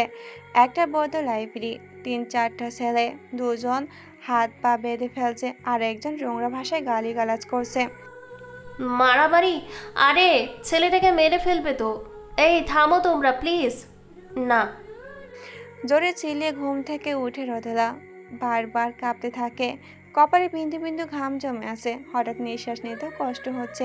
পাশে টি টেবিলের উপর চোখ রাখা এক গ্লাস পানি ঢেলে ঢকঢক করে পান করে। কেঁদে কেঁদে উপরে তাকিয়ে বলে, আল্লাহ, এই যন্ত্রণা থেকে কি আমার আর মুক্তি নেই? আজ প্রায় 12টা বছর পরেও রোদেলা সুস্থ হয়নি। প্রতিদিন রাতে একবার তার ঘুম ভাঙে। কি ভয়ানক স্মৃতি তাড়া করে বেড়ায়, অথচ মেয়েটার কোনো দোষই নেই। হ্যাঁ, একটাই দোষ আসছে, ভালোবেসেছিল, সেটাই তার দোষ। ঘুম থেকে উঠে ফ্রেশ হয়ে নেয় অন্তরা। ঘড়ির কাঁটার 7টা ছুঁই ছুঁই। তাকে দেখে আপনার ঘুমাচ্ছে। একটা কিউট বাচ্চার মতো লাগছে। অন্তরা নিজের ফোন হাতে নিয়ে ঘুমন্ত আপনার ছবি তুলে নেয়। তারপর সিঁড়ি বেয়ে নিচে নেমে আসে। রান্নাঘরের সামনে আসে দেখে শাশুড়ি মা আর চারু সব কিছু গোছাচ্ছে। অন্তরাকে দেখে আপনার মা একটু হাসি বিনিময় করলো। অন্তরা কাছে এসে সালাম দিল। দিন মা, আমি করে দিচ্ছি। থাক থাক, লাগবে না, তোমারই তো সংসার, ধীরে ধীরে সব করো। এত তাড়াতাড়ি উঠতে গেলে যে, ভাবলাম একটু কাজে হেল্প করি। পাশ থেকে টিটকারি সুরে চারু বলে উঠল, ভালোই তো মাথা চালাতে পারো। আসতে না আসতেই সব কিছু যে তোমার তা বুঝিয়ে দিচ্ছ। আপনার মা কিছু বলল না। ভাবলো মেয়েটা হয়তো বড় ভাবির সাথে মজা করছে। তবে অন্তরা একটু কেমন যেন লাগলো। ইনি আসার পর থেকে অন্তরের সাথে একটু কেমন যেন করছে। এমন সময় রান্নাঘরে রোদেলা আসলো। রোদেলাকে দেখতে আপনার মা সেখান থেকে চলে যায়। রোদেলার মুখটা আবার মলিন হয়ে ওঠে। বিষয়টা অন্তরের নজরে এলো। রোদেলাকে নিয়ে তার মনে অনেক প্রশ্ন। এত বয়স হয়ে যাচ্ছে অথচ বিয়ে করছে না, আবার তার মায়ের সাথে কোনো কথাও বলে না। দিয়া অন্তরাকে কিছু একটা বলতে নিয়েও কাল রাতে সাজানোর সময় বলেনি। হয়তো নতুন বউ, সেই জন্য। হঠাৎ রোদেলার ফোনে একটা ফোন আসে। সে চেঁচিয়ে বলে, কি? তবে আমি তো ছুটি নিয়েছিলাম। আচ্ছা, তবে আর কি করার, আসছি একটু পর। অন্তরা রোদেলাকে চিন্তিত দেখেই বলে, কি হয়েছে আপু? আর বলো না, অফিসে নতুন সিইও এসেছে। সে নাকি আজই সবাইকে যেতে বলেছে। নতুন প্রজেক্ট নিয়ে কথা বলবে। আপনি ছুটি নেননি আপু? নিয়েছি তো। আর বলো না, ইনি নাকি কাজের ক্ষেত্রে কোনো কম্প্রোমাইজ করেন না। বলেছে যেতে মানে যেতেই হবে। এক্ষুনি বের হবেন? খেয়ে বের হব আর কি। এদিকে রান্নার শেষে সবাই টেবিলে খাবার বেড়ে দিচ্ছে। সায়েম, দিয়া, ফারিয়া, আরিফুল ইসলাম সবাই এক এক করে বসে পড়েছে। উপর থেকে পাঞ্জাবি পরে হাতা ঠিক করতে করতে নামছে আফনান। অন্তরা একবার তাকিয়ে মুখ সরিয়ে নেয়। এইবারই নিয়ম অনুযায়ী পায়েস রান্না করেছে সে। আফনানেরও নাকি খুব পছন্দ। ভালোই লাগবে তো, ভালো লাগবে তো। টেবিলে এসে আফনান বাবাকে সালাম দিয়ে বসে। অন্তরা তার শাশুড়ি সবাইকে খাবার বেড়ে দিতে থাকে। চারু ভেবেছিল আপনার পাশে গিয়ে বসবে, তবে তার ছোট্ট মেয়েটা সেখানে বসে গিয়েছে। আপনার মুখটা হঠাৎ গম্ভীর হয়ে যায়। যেটা বলবে সেটা শুনে হয়তো এখানে কারোরই ভালো লাগবে না, তবুও বলে দেয় কথাটা। তা কতদিন পর আসছো? অন্ততপক্ষে 2 মাস, এর কমে সম্ভব না। আরিফুল নিজের ছেলেকে কিছু বলে না, দীর্ঘশ্বাস ফেলে খাবার খেতে থাকে। সে নিজেও রিটায়ার্ড অফিসার, তাই সে জানে ছেলেকে দোষ দিয়ে কী লাভ। এই লাইনে কাজ করতে গেলে পরিবার, ভালোবাসে, অনেক কিছু ত্যাগ স্বীকার করতেই হয়। এইদিকে নতুন বউ হয় সবাইকে খাবার বেরিয়ে দিচ্ছিল অন্তরা। রোদেলার প্লেটে খাবার দিতে গিয়েই আপনার কথা শুনে হাতটা থেমে যায়, বুকে চাপা ব্যথা অনুভব করে। সে কি এত খারাপ? আর দুটো দিন তার সাথে থাকা যেত না? অবশ্য বুঝতে পারে না আফনান কেন চলে যাচ্ছে। সে কোনোভাবে নিজেকে সামলে সবাইকে খাবার বাড়িয়ে দেয়। বিষয়টা অবশ্য রোদেলার চোখ এড়াতে পারেনি, তবে তার কিছু করার ছিল না। এদিকে অফিসে যাওয়ার জন্য সে তাড়াতাড়ি বেরিয়ে পড়ে। অন্তরা সবাইকে খাবার দিয়ে যা উপরে চলে যায়।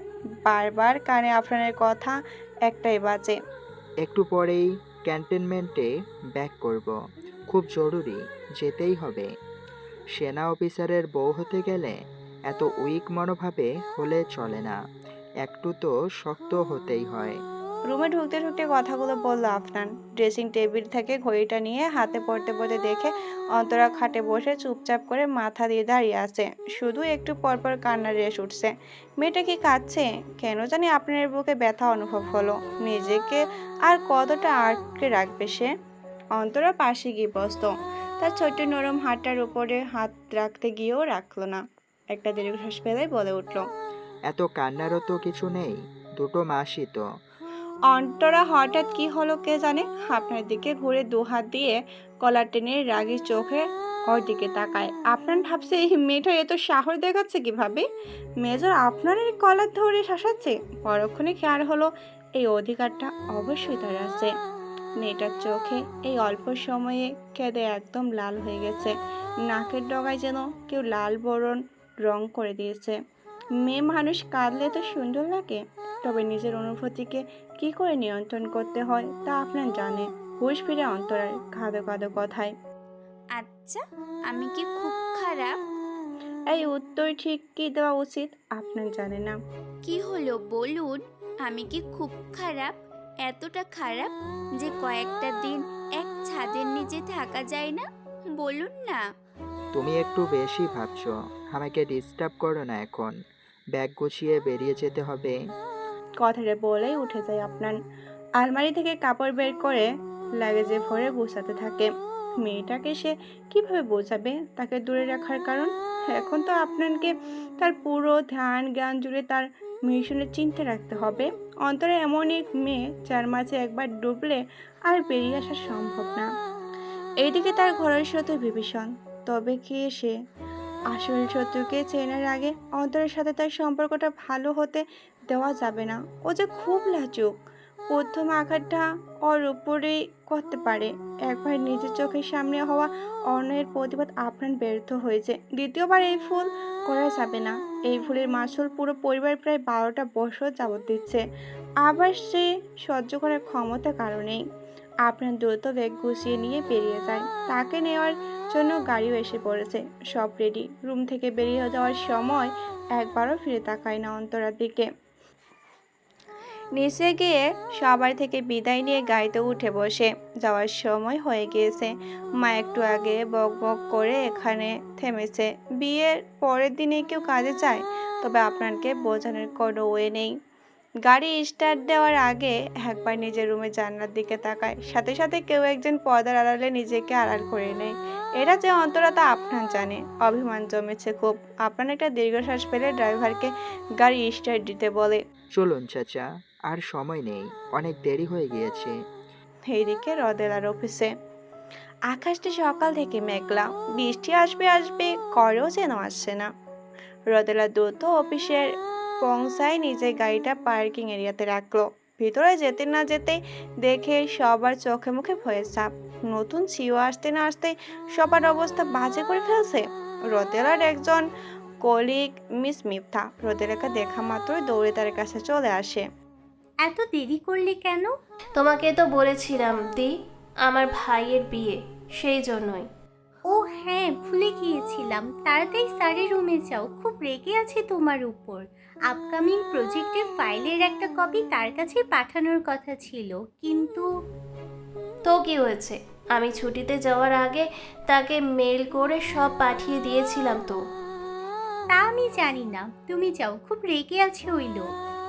রদেলার কথা না বাড়িয়ে লিফটে উঠে পড়লো। কিছু সময় পর উপস্থিত হলো স্যারের রুমের সামনে। দরজা নক করে প্রশ্ন করলো, স্যার আসবো? আসুন। রদেলা ভিতরে আসে। এখন আপাতত রুমে কেউ নেই, সবাই বকা খেয়ে চলে গিয়েছে হয়তো। এবার তার পালা। ইয়াসিন চেয়ারে হেলান দিয়ে ফোনে গেমস খেলতে লাগলো। রদেলা ওকে দেখে অবাক। এটা তো সেই ছেলে, তবে আজকে অনেক ভিন্ন লাগছে। দামি শার্ট, দামি ব্লেজার, অনেকটা গোছানো। রদেলা অবাক হয়ে প্রশ্ন করে, আপনি? ইয়াসিন চোখটা বাঁকিয়ে রদেলার দিকে তাকায়, আবার গেমসে মনোযোগ দেয়। যেটা দুনিয়ার সবচেয়ে গুরুত্বপূর্ণ কাজ হলো বাল্ব শুটার গেমস খেলা। রদেলা ভাবে ওই দিনের কথা হয়তো ছেলেটার মনে নেই, তবে সেদিন কি গরিব একটা ভাব নিয়েছিল। মিস রোদেলা। জি স্যার। নতুন ফাইলটার কপি পাঠানোর দায়িত্বটা কার ছিল? স্যার আমার। পাঠিয়েছেন? জি স্যার, মেল করে পাঠিয়েছিলাম। ইয়াসিন চেয়ারে একটু সজা হয়ে বসে ফোনটা সাইডে রাখে। রদেলার দিকে তাকিয়ে পা থেকে মাথা অবধি একবার পরখ করে। বেশ পরিপাটি শালীন মেয়েটা। প্রথম দেখায় কেউ ধরতেই পারবে না, বয়সে তো। নিজেকে খুব গুছিয়ে রেখেছে। ইয়াসিন তার সিভি চেক করে নিয়েছে কিছুটা, আর বাকি তথ্য পেয়েছে সব অফিসের পুরনো কিছু স্টাফদের কাছ থেকে। সবাই সব তথ্য নেওয়ার সময় রদেলার নাম শুনেই বাসের কথা মনে পড়ে। তখন থেকে মেয়েটাকে দেখার জন্য সে কিউরিয়াস। বড়লোক ফ্যামিলির মেয়ে, চাকরি না করলেও পারে, তবে কেন করে সেটা সে জানে। হয়তো ইন্ডিপেন্ডেন্ট হওয়ার নেশায়। এই নেশায় আজকাল অনেক মেয়েরা বিয়ের বয়স পার করে ফেলে, তবে রদেলাকে তেমন মনে হচ্ছে না। অনেক তথ্যই কম সময়ে তার ব্যাপারে জেনে নিয়েছে, আরও জানতে ইচ্ছে করছে। হঠাৎ এই মেয়েটার প্রতি ইয়াসিনের ইন্টারেস্ট কেন আসলো সে নিজেও জানে না, তবে কিছু তো আছে মেয়েটার মাঝে।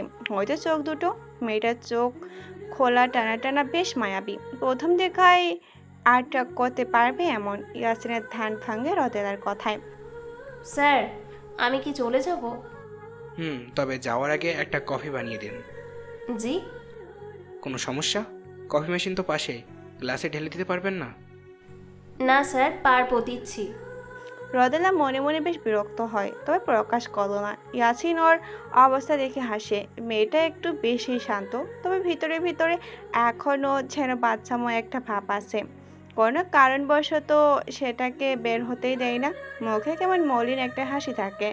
রোদেলা কফি রেডি করে বের হয়ে যায়। ইয়াসিন কাউকে কল দিয়েই বলে, একটা মেয়ের ছবি দিচ্ছে, কালকের মধ্যে সব তথ্য বের করে রেডি করবে, কুইক। রাত প্রায় হয়ে এসেছে। নিজের রুমের জানলা খুলে বাইরে তাকিয়ে আছে অন্তরা। মা কয়েকবার খাবার খেতে ডাকে আর আসেনি।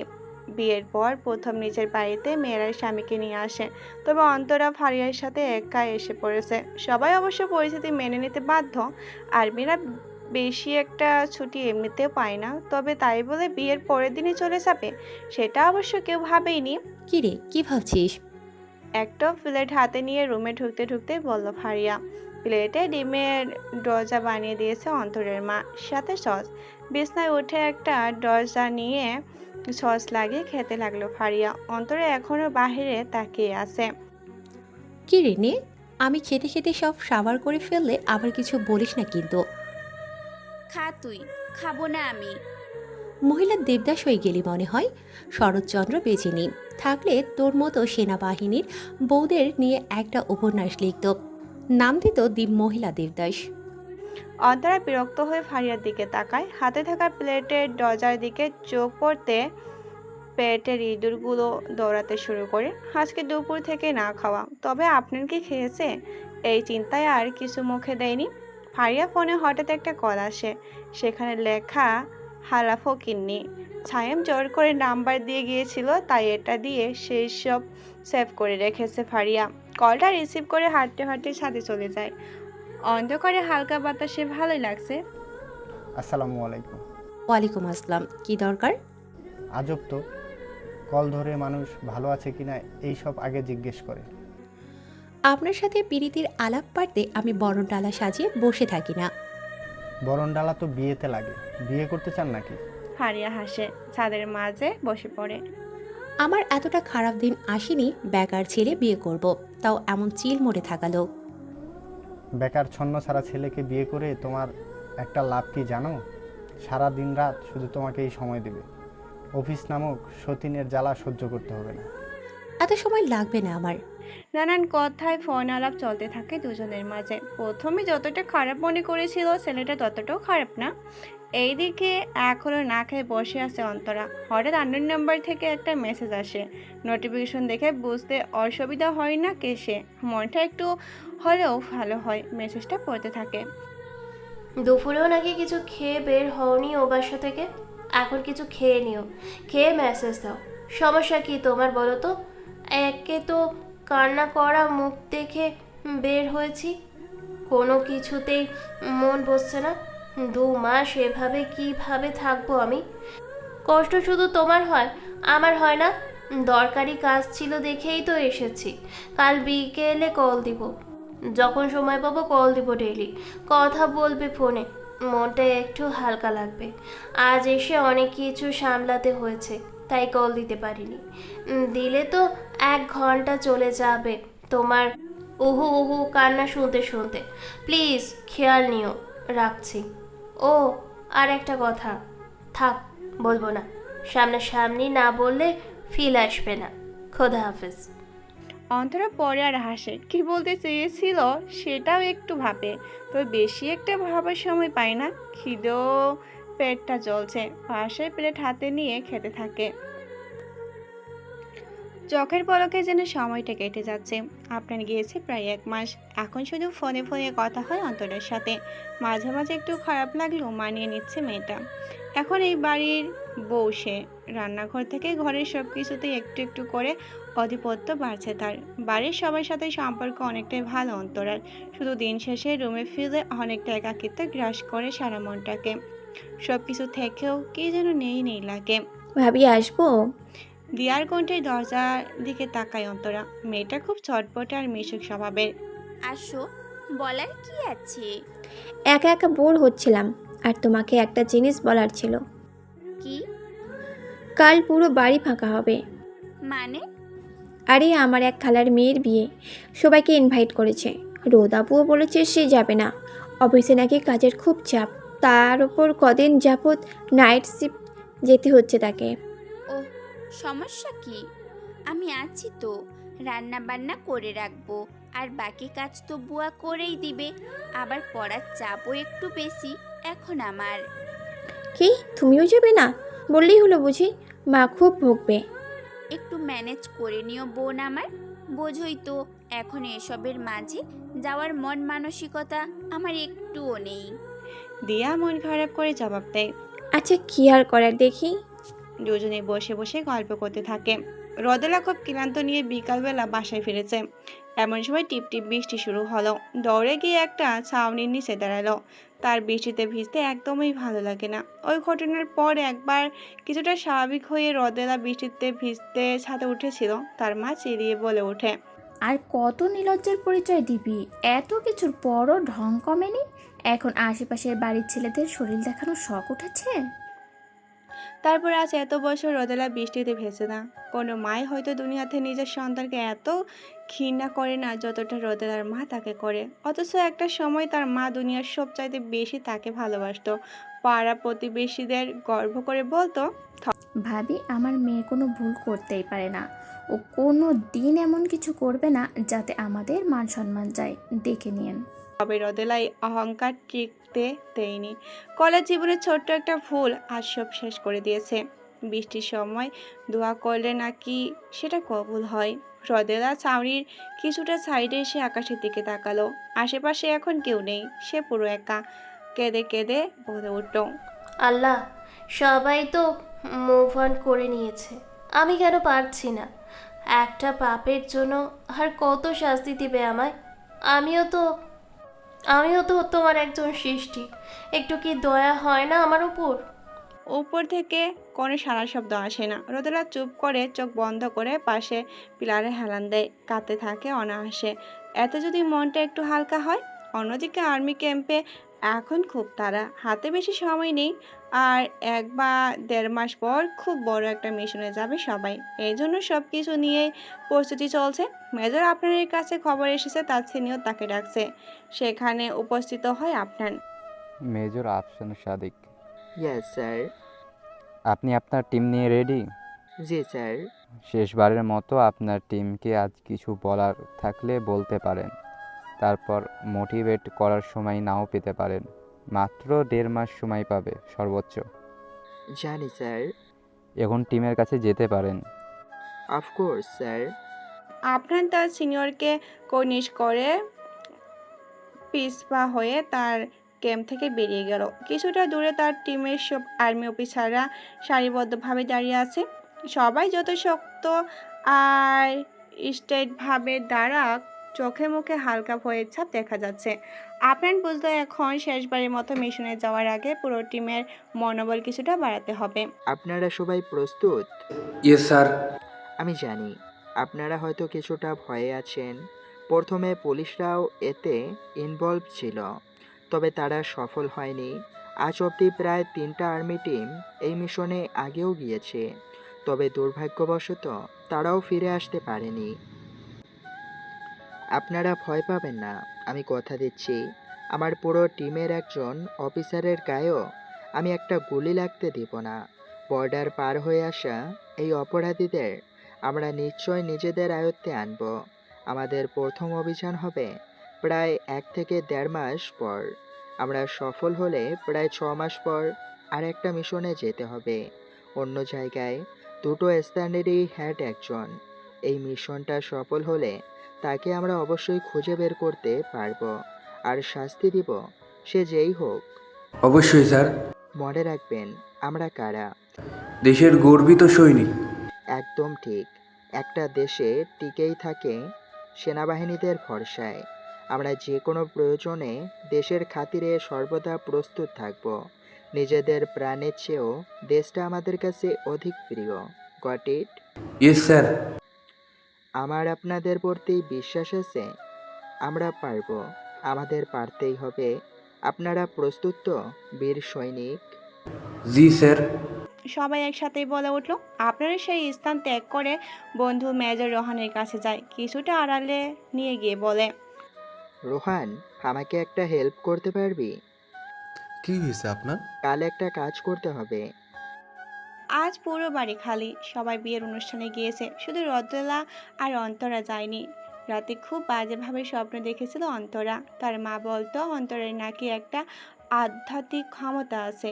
আসন্ন বিপদ সম্পর্কে নাকি ওর স্বপ্নে একটু হলেও আন্দাজ পেয়ে যায়। অন্তরা অবশ্য নিজেও কিছুটা বিশ্বাস করে। একবার ছোটবেলার রাতে স্বপ্নে দেখেছিল তার শরীরের উপর দিয়ে কিছু আঘাত করা হচ্ছে। এর পরের দিন তার একটা অ্যাক্সিডেন্ট হয়। আবার একবার স্বপ্নে দেখে সে ডিম ভাজতে গিয়ে পুড়ে গিয়েছে। পরের দিন দেখা গেল হঠাৎ তাদের দেশের বাসাটা আগুন লেগে যায়। এমন অহরহ ঘটনার সাক্ষী সে আছে। এই শোনো না, প্রতিদিন ভালোবাসার নতুন নতুন গল্প পেতে ও শুনতে চাইলে আমাদের আলোর ডায়েরি চ্যানেলটি সাবস্ক্রাইব করে পাশে থাকা বেল আইকনটি বাজিয়ে দিও, কেমন? সন্ধ্যা গড়িয়ে এখন প্রায় রাত। পুরো বাড়িতে অন্তরা একা। সকালে সবাই যাওয়ার সময় বারবার জোর করেছিল ওকে, তবে ও যায়নি। এদিকে রোদেলাও সন্ধ্যা হতে বেরিয়ে গিয়েছে। আজকে নাকি নাইট শিফট। দারোয়ান কাকিকে বলে গিয়েছে অপরিচিত কেউ আসলে যেন গেট না খুলে দেয়। রোদেলা যথার সময়ে অফিসে পৌঁছে যায়। সাধারণ রাতের শিফটে পুরো অফিসে তেমন হাতে গোনা কয়েকজন ছাড়া কোনো লোকই থাকে না। সব ইম্পর্টেন্ট ফাইল রিচেক দেওয়ার দায়িত্ব পড়েছে রোদেলার উপর। না চাইতেও যখন তখন কাজ করতে হয় তাকে। তবে রাতে একা কাজ করতেও খুব ভয় পায়। ওর ফোবিয়া আছে, অন্ধকার খুব ভয় পায়। তবে থার্ড ফ্লোরে নিজের ডেস্কে এসে কিছুটা অবাক হয় সে। একটা ফাইলও নেই। ফাইল কোথায়? এক পিয়ন কাকা নাস্তা নিয়ে স্যারের রুমে যাচ্ছিল। রোদেলাকে দেখে বলে, ম্যাডাম স্যার কইছিল আপনারে দেখলে হ্যার রুমে যাইতে কইতে, ওইখানে নাকি বসে কাজ করবেন। কিছুটা বিরক্ত হয় রোদেলা, তবে প্রকাশ করে না। এই লোকটা গত 1 মাস জ্বালাতন করছে অনেক। প্রায় কারণে অকারণে রুমে ডাকবে। টুকিটাকি কাজ যা তার পিয়ের করার কথা সেসবের জন্য ডাকবে রোদেলাকে। অফিসে ইতিমধ্যে গুঞ্জন শুরু হয়ে গেছে কিছুটা। অনেকে বলছে এদের দুজনের মাঝেই কিছু একটা চলছে। কথাটা অবশ্য ইয়াসিনের পিয়ে ছড়িয়েছে। Hot hot tight tight fit western dress পরো সুদর্শন বড়লোক ছেলেকে পটাতে না পারার ব্যর্থতা যন্ত্রণা থেকে মুক্ত পাওয়ার জন্য হয়তো রোদেলা ইয়াসিনের রুমে যায়। এই রুমে যেতে তার অনুমতি লাগে না। ইয়াসিন বলেছে তার অনুমতি নেওয়ার প্রয়োজন নেই। ইয়াসিন রোদেলাকে দেখে একটা মিষ্টি হাসি তাকায়। যে দিন থেকে রোদেলার অতীতের বিষাক্ত ঘটনাও জেনেছে, সেদিন থেকে 8-10 সাধারণ ছেলেদের মতো ঘৃণা আসার জায়গায় যেন সহানুভূতি, আরও কিছুটা প্রেম জেগেছে মনে। গত ক্ষত মেয়েটার ভিতরে, এই জন্য ও খুব কম হাসে। হাসলেও মলিন, যেন চাপা আর্তনাদ ভিতরে রয়ে যায়। ইয়াসিন ভাবে, শুধু সত্যিকারের ভালোবাসলে পারবে মেয়েটাকে এই যন্ত্রণা থেকে মুক্তি দিতে। স্যার, হুম। আমাকে ডেকেছেন? ও হ্যাঁ, কাজের কথাই বলা হলো না। আপনি ওইখানে বসে কাজ করুন আজকে। কেন? এটা তো আমার ডেস্ক না। জানি আমি, আপনার পুরো ফ্লোরে আপনি একা। ইভেন এই ফ্লোরে আমি একা। ভাবলাম কিছুটা সঙ্গ পাওয়া যাবে। তাছাড়া আপনি নাকি অন্ধকারে ভয় পান, তাই এখানে বসে কাজটা করুন। রোদেলা তার তর্ক করে না। এই 1 মাস সে বুঝে গিয়েছে খামোকা তর্ক করে লাভও হয় না এর সাথে। রোদেলা এই ডেস্কে গিয়ে বসে, সাইড ব্যাগটার পাশে তাকায়। ইয়াসিনের চেয়ারে বসে এখানটা খুব ভালো করে দেখা যায়। মাঝখানে শুধু একটা কাজ, তবে এক পাশ থেকে ও পাশ না দেখা গেলেও ওই পাশ থেকে সব পরিষ্কার দেখা যায়। রোদেলা নিজের কাজ করতে থাকে। ইয়াসিনও ল্যাপটপে কাজ শুরু করে দেয়। শুধু একটু পর পর রোদেলার দিকে তাকিয়ে দেখে। She is beautiful. নিজের ফোনে একটা গান ছেড়ে তালে তালে কাজ করতে থাকে ইয়াসিন। তোমার জন্য নীলচে তারার একটুখানি আলো, ভোরের রং রাতের মিশকালো, কাঠগোলাপের সাদার মায়া মিশিয়ে দিয়ে ভাবি আবছা নীল তোমায় লাগে ভালো। অন্তরা একা একা খুব বোর হচ্ছে। কেন জানি আজ পড়তে বসতেও ইচ্ছে করছে না। আর সারাদিন একবারও আফরানের সাথে কথা হয়নি। ব্যস্ত হয়তো খুব। অন্তরা টিভি অন করে কভি হাম কভি তুম পাকিস্তানি নাটকটা দেখতে থাকে। কত কিউট কাপলটা, হানিয়া আমির और one of the favourite actress. হঠাৎ মনে হলো দরজার কিছুটা আওয়াজ। প্রথমে মনে হলো ফুল ভেবে ফিরে তাকায় না, তবে একটু পর আবার একটা আওয়াজ আসে। অন্তরা পেছনে শান্তভাবে তাকিয়ে এক ঝটকায় লাফিয়ে উঠে যায়। কে আপনারা বাসায় ঢুকলেন কিভাবে? 3-4 জনে ছেলে মুখোশ পরে দাঁড়িয়ে আছে। দেখে মোটেও সবিতার মনে হচ্ছে না। অতটা ভয় পেলেও সেটা প্রকাশ না করে চিলিয়ে বলে ওঠে, বললাম না কারা আপনারা? অনুমতি ছাড়া কারোর বাড়িতে ঢোকাটা ক্রাইম, জানেন না? অন্তরার কথা তোয়াক্কা না করে একজন খুবই দ্রুত অন্তরার কাছে এসে পড়ে। একটা হাত ধরে খুব জোরে টানতে থাকে। অন্তরা বারবার ছাড়ানোর চেষ্টা করে, তবে পুরুষ মানুষের গায়ের জোরের সামনে সে ব্যর্থ। সে অজ্ঞাত ব্যক্তির রাগান্বিত হয়ে নাটক না করে পা চালা রেদওয়ান, স্যার তোরে নিতে কইছে। রেদওয়ান? কে রেদওয়ান? আমি কাউকে চিনি না, যাব না আমি, প্লিজ ছাড়েন আমাকে। অন্তরাকে খুব জোর করতে থাকে লোকটা, তবে সে কিছুতেই যাবে না। এক পর্যায়ে রাগের বসে লোকটা অন্তরাকে একটা থাপ্পড় মেরে বসে। ছিটকে গিয়ে নিচে পড়ে সোফার একটা বাড়ি খায় মেয়েটা। ডান চোখের ভুরু ফেটে রক্ত বের হতে থাকে। মাথা নিচু করে আল্লাহকে স্মরণ করতে থাকে। এমন সময় বিদ্যুৎ চলে যায়, পুরো বাড়ি অন্ধকার। হঠাৎ কিছু ভাঙার আওয়াজ আসে, আর একসাথে কয়েকজন আর্তনাদ। অন্তরা ভয়ে উপরে তাকায় না। ওরা সবাই কাউকে বারবার অনুরোধ করছে ছেড়ে দিতে। স্যার প্লিজ ছেড়ে দিন, আর কোনো দিন এমন করব না। আমাদের রেদওয়ান পাঠিয়েছে। জানোয়ারের বাচ্চা, তোদের সাহস কি করে হয় আমার বউয়ের গায়ে হাত দেওয়ার? এই মেজর আফনানের স্ত্রীর হাত ধরছিস তুই? তোর এই হাত আমি শরীর থেকে আলাদা করে ফেলবো। Just wait and see. আপনার একটু থামলো, কাউকে কল করে বলো বাসায় এসে এখনই সব কটাকে ধরে নিয়ে যা, হাত কেটে দিবি একদম। সবাই ভয়ে বারবার মাপ চাইছে, তবে আপনার তোয়াক্কা না করে অন্তরের কাছে আসে। মেয়েটা এখনো মাথা নিচু করে সজরে কেঁদে যাচ্ছে। ভয় নেই, আমি আছি না। আমি থাকতে কিচ্ছু হবে না তোমার। তাকাও এদিকে। অন্তরা কাঁপা কাঁপা চোখে উপরে তাকায়। আপনার সত্যি এসেছে ও? অন্তরা ওকে খুব শক্ত করে জড়িয়ে ধরে। আপনার ওকে কিছুটা শান্ত করে কোলে তুলে নেয়। এদিকে আপনার লোকেরাও বাড়ি এসে পড়েছে। রিদওয়ানের দলের লোকেদের টেনে হিঁচড়ে নিয়ে যাচ্ছে। আপনার অন্তরাকে নিয়ে সিঁড়ি বেয়ে রুমে চলে আসে, বিছনায় শুয়ে পাশে হেলান দেয়। অন্তরা কাঁপা কাঁপা কণ্ঠে প্রশ্ন করে, আপনি চলে যাবেন? আপনার কোনো উত্তর দেয় না। অন্তরাকে শুয়ে উঠে যেতে নিলে অন্তরা ওকে জড়িয়ে ধরে কাঁদতে কাঁদতে বলে, না, যাবেন না আপনি, প্লিজ। আগে ছাড়ো তুমি। না, ছাড়বো না। আমি জানি আমি ছাড়লে চলে যাবেন।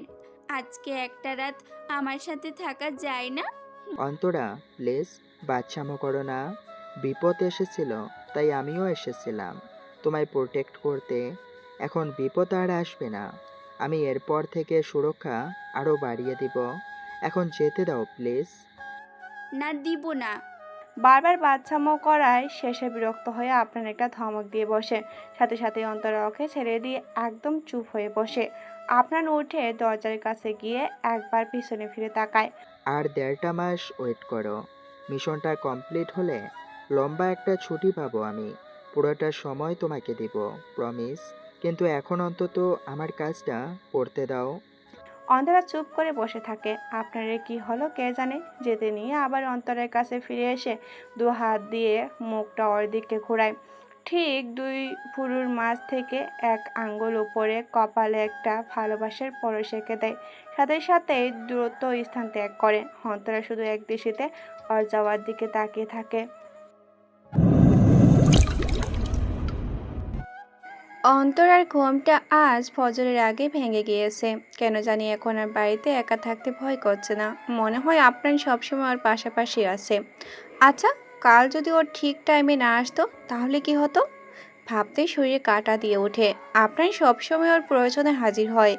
এর আগে একবার কলেজ থেকে একটা ট্রিপে গিয়ে জঙ্গলে হারিয়ে গিয়েছিল অন্তরা। পাশেই ছিল সেনা ক্যাম্প। কোনো এক কাজে আপনার সেখানে দিয়ে যাচ্ছিল। কলেজ ড্রেস পরা এক পিচ্চিকে দেখেই বলল, এই মেয়ে এখানে কি করছো? প্রথমে কিছুটা ভয় পেয়েছে অন্তরা, পরে শরীরে সেনাদের ওই বেজ দেখে কিছুটা আশ্বস্ত হয়। কি হলো বলো? এটা তো ডেঞ্জারাস এরিয়া, বাইরে কারো প্রবেশ নিষেধ। না, মানে আমি পথ হারিয়ে ফেলেছি, কিভাবে ফেরত যাব বুঝতেই পারছি না। বলে অন্তরা কান্না করে দেয়। প্রায় সন্ধ্যা হয়ে এসেছিল। অনেকটা ভয় পেয়েছে বেচারি। আর এই লোক ভালো নাকি খারাপ তাও সে জানে না। আচ্ছা চলো, আমি তোমাকে দিয়ে আসি। আপনি আবার আমার রক্ত খাবেন না তো? কি? না, মানে খারাপ ভাববেন না। কোরিয়ান থ্রিলার মুভিতে দেখতাম সিরিয়াল কিরাল দেখতে খুব হ্যান্ডসাম হয়, পরে এমন জঙ্গলে কাউকে পেলে নিয়ে মেরে খেয়েও ফেলে। আপনার ভেবা শেখা খেয়ে যায়। সুন্দর দেখে সুনাম করলো নাকি বদনাম ঠিক আন্দাজ করতে পারছে না, তবে সে অন্তরাকে ঠিকই তাদের পিকনিক স্টপে পৌঁছে দেয়। ঘরে বসে এসব পুরনো কথা ভাবছিল অন্তরা। ওই দিন থেকে আপনাকে বেশ মনে রেখেছে মেয়েটা। ঘরের ড্রেসিং টেবিলটার সামনে গিয়ে বসে একটু সাজতে ইচ্ছা করছে একা একা। মেয়ে মানুষের এই এক অভ্যাস, যখন বাসায় কেউ থাকে না একা একা থাকবে, নিজেকে দেখবে, আবার একা একাই মেকআপ মুছে ফেলবে। অন্তরে সাজতে গিয়ে কিছু একটা পাচ্ছিল না, খুঁজতে খুঁজতে একটা ড্রয়ার টান দেয়। একটা লাল ডায়েরি, উপরে বড় বড় অক্ষরে আপনার নাম লেখা, বেশ পুরনো, কয়েক বছর আগের হবে। কিউরিসিটির বসে সে ডায়েরিটা খুলে বসে এক এক পেজ উল্টিয়ে পড়তে থাকে। আপনার কলেজ থাকতে একটা ডায়েরি লিখতো, তবে মাস অবধি লিখে আর কেন জানি লেখেনি। কোথাও ভালো স্মৃতি, কোথাও খারাপ, এইসব কিছু। তবে একটা তারিখ দেখে ওর চোখ আটকে যায়, সেটা প্রায় 12 বছর আগের। অন্তরা পড়তে শুরু করে, তবে এখানে এমন কিছু লেখা ছিল যা পড়ে অন্তরা একদম বাকশূন্য হয়ে পড়ে। হঠাৎ হাত থেকে ডায়েরিটা পড়ে যায়। এসব কি সত্য? এমন হয়েছিল? নিজেকে প্রশ্ন করে অন্তরা। তার চোখ দিয়ে ফোঁটা ফোঁটা পানি বের হতে থাকে, যেন চোখের সামনে ভাসছে সবটা। 12 বছর আগে। আজ কলেজে অনেক বড় অনুষ্ঠান। কলেজের একজন ছাত্রকে সেনা ক্যাম্প থেকে বহিষ্কৃত করা হবে। ছেলেটির নাম হলো আফনান সাদিক। এক পুচকে ছেলে এমন কিছু করেছে যার জন্য পুরো সেনা ক্যাম্প তার কাছে কৃতজ্ঞ। দেশের একজন প্রতিষ্ঠিত বিজনেসম্যান মিস্টার ইয়াহিদ খান যে এত বড় পাচারকারী ছিলেন, তাও আবার ফাঁসাতে চেয়েছিলেন সেনাবাহিনীকে, তা সবার কল্পনার বাহিরে ছিল। কিছুদিন আগে কলেজ থেকে বান্দরবন পিকনিক গিয়েছিল। খেলার ছলে ঘোরাঘুরি করতে করতে এক জায়গায় গিয়ে থামে আফরান ও তার বন্ধুরা। কিছু লোক মুখে কাপড় নিয়ে ঢেকে রেখেছিল। একটা গাড়িতে ট্রাক ভর্তি করে কি যেন ভরছে আর নিজেদের মাঝে কথা বলছে। আপনার বন্ধু এসে পাড়াল থেকে দেখে ফিসফিসিয়ে বলে, আপনার চল পালাই, আমাদের দেখলে বিপদে পড়বো। আরে থাম তো সিরাত, কিছু একটা তো এখানে হচ্ছে। ছবিদের বলে মনে হচ্ছে না। ওয়েট, সব ভিডিও করব আমি। সিরাত ভয়ে চলে যায় ঠিকই, তবে আফরান আসে না। এক এক করে সব ভিডিও করে, সাথে ওদের মধ্যে যা কথা হয় তা উঠে যায়। কে এসবের পিছনে, কে কাকে ফাঁসাতে চায় সব।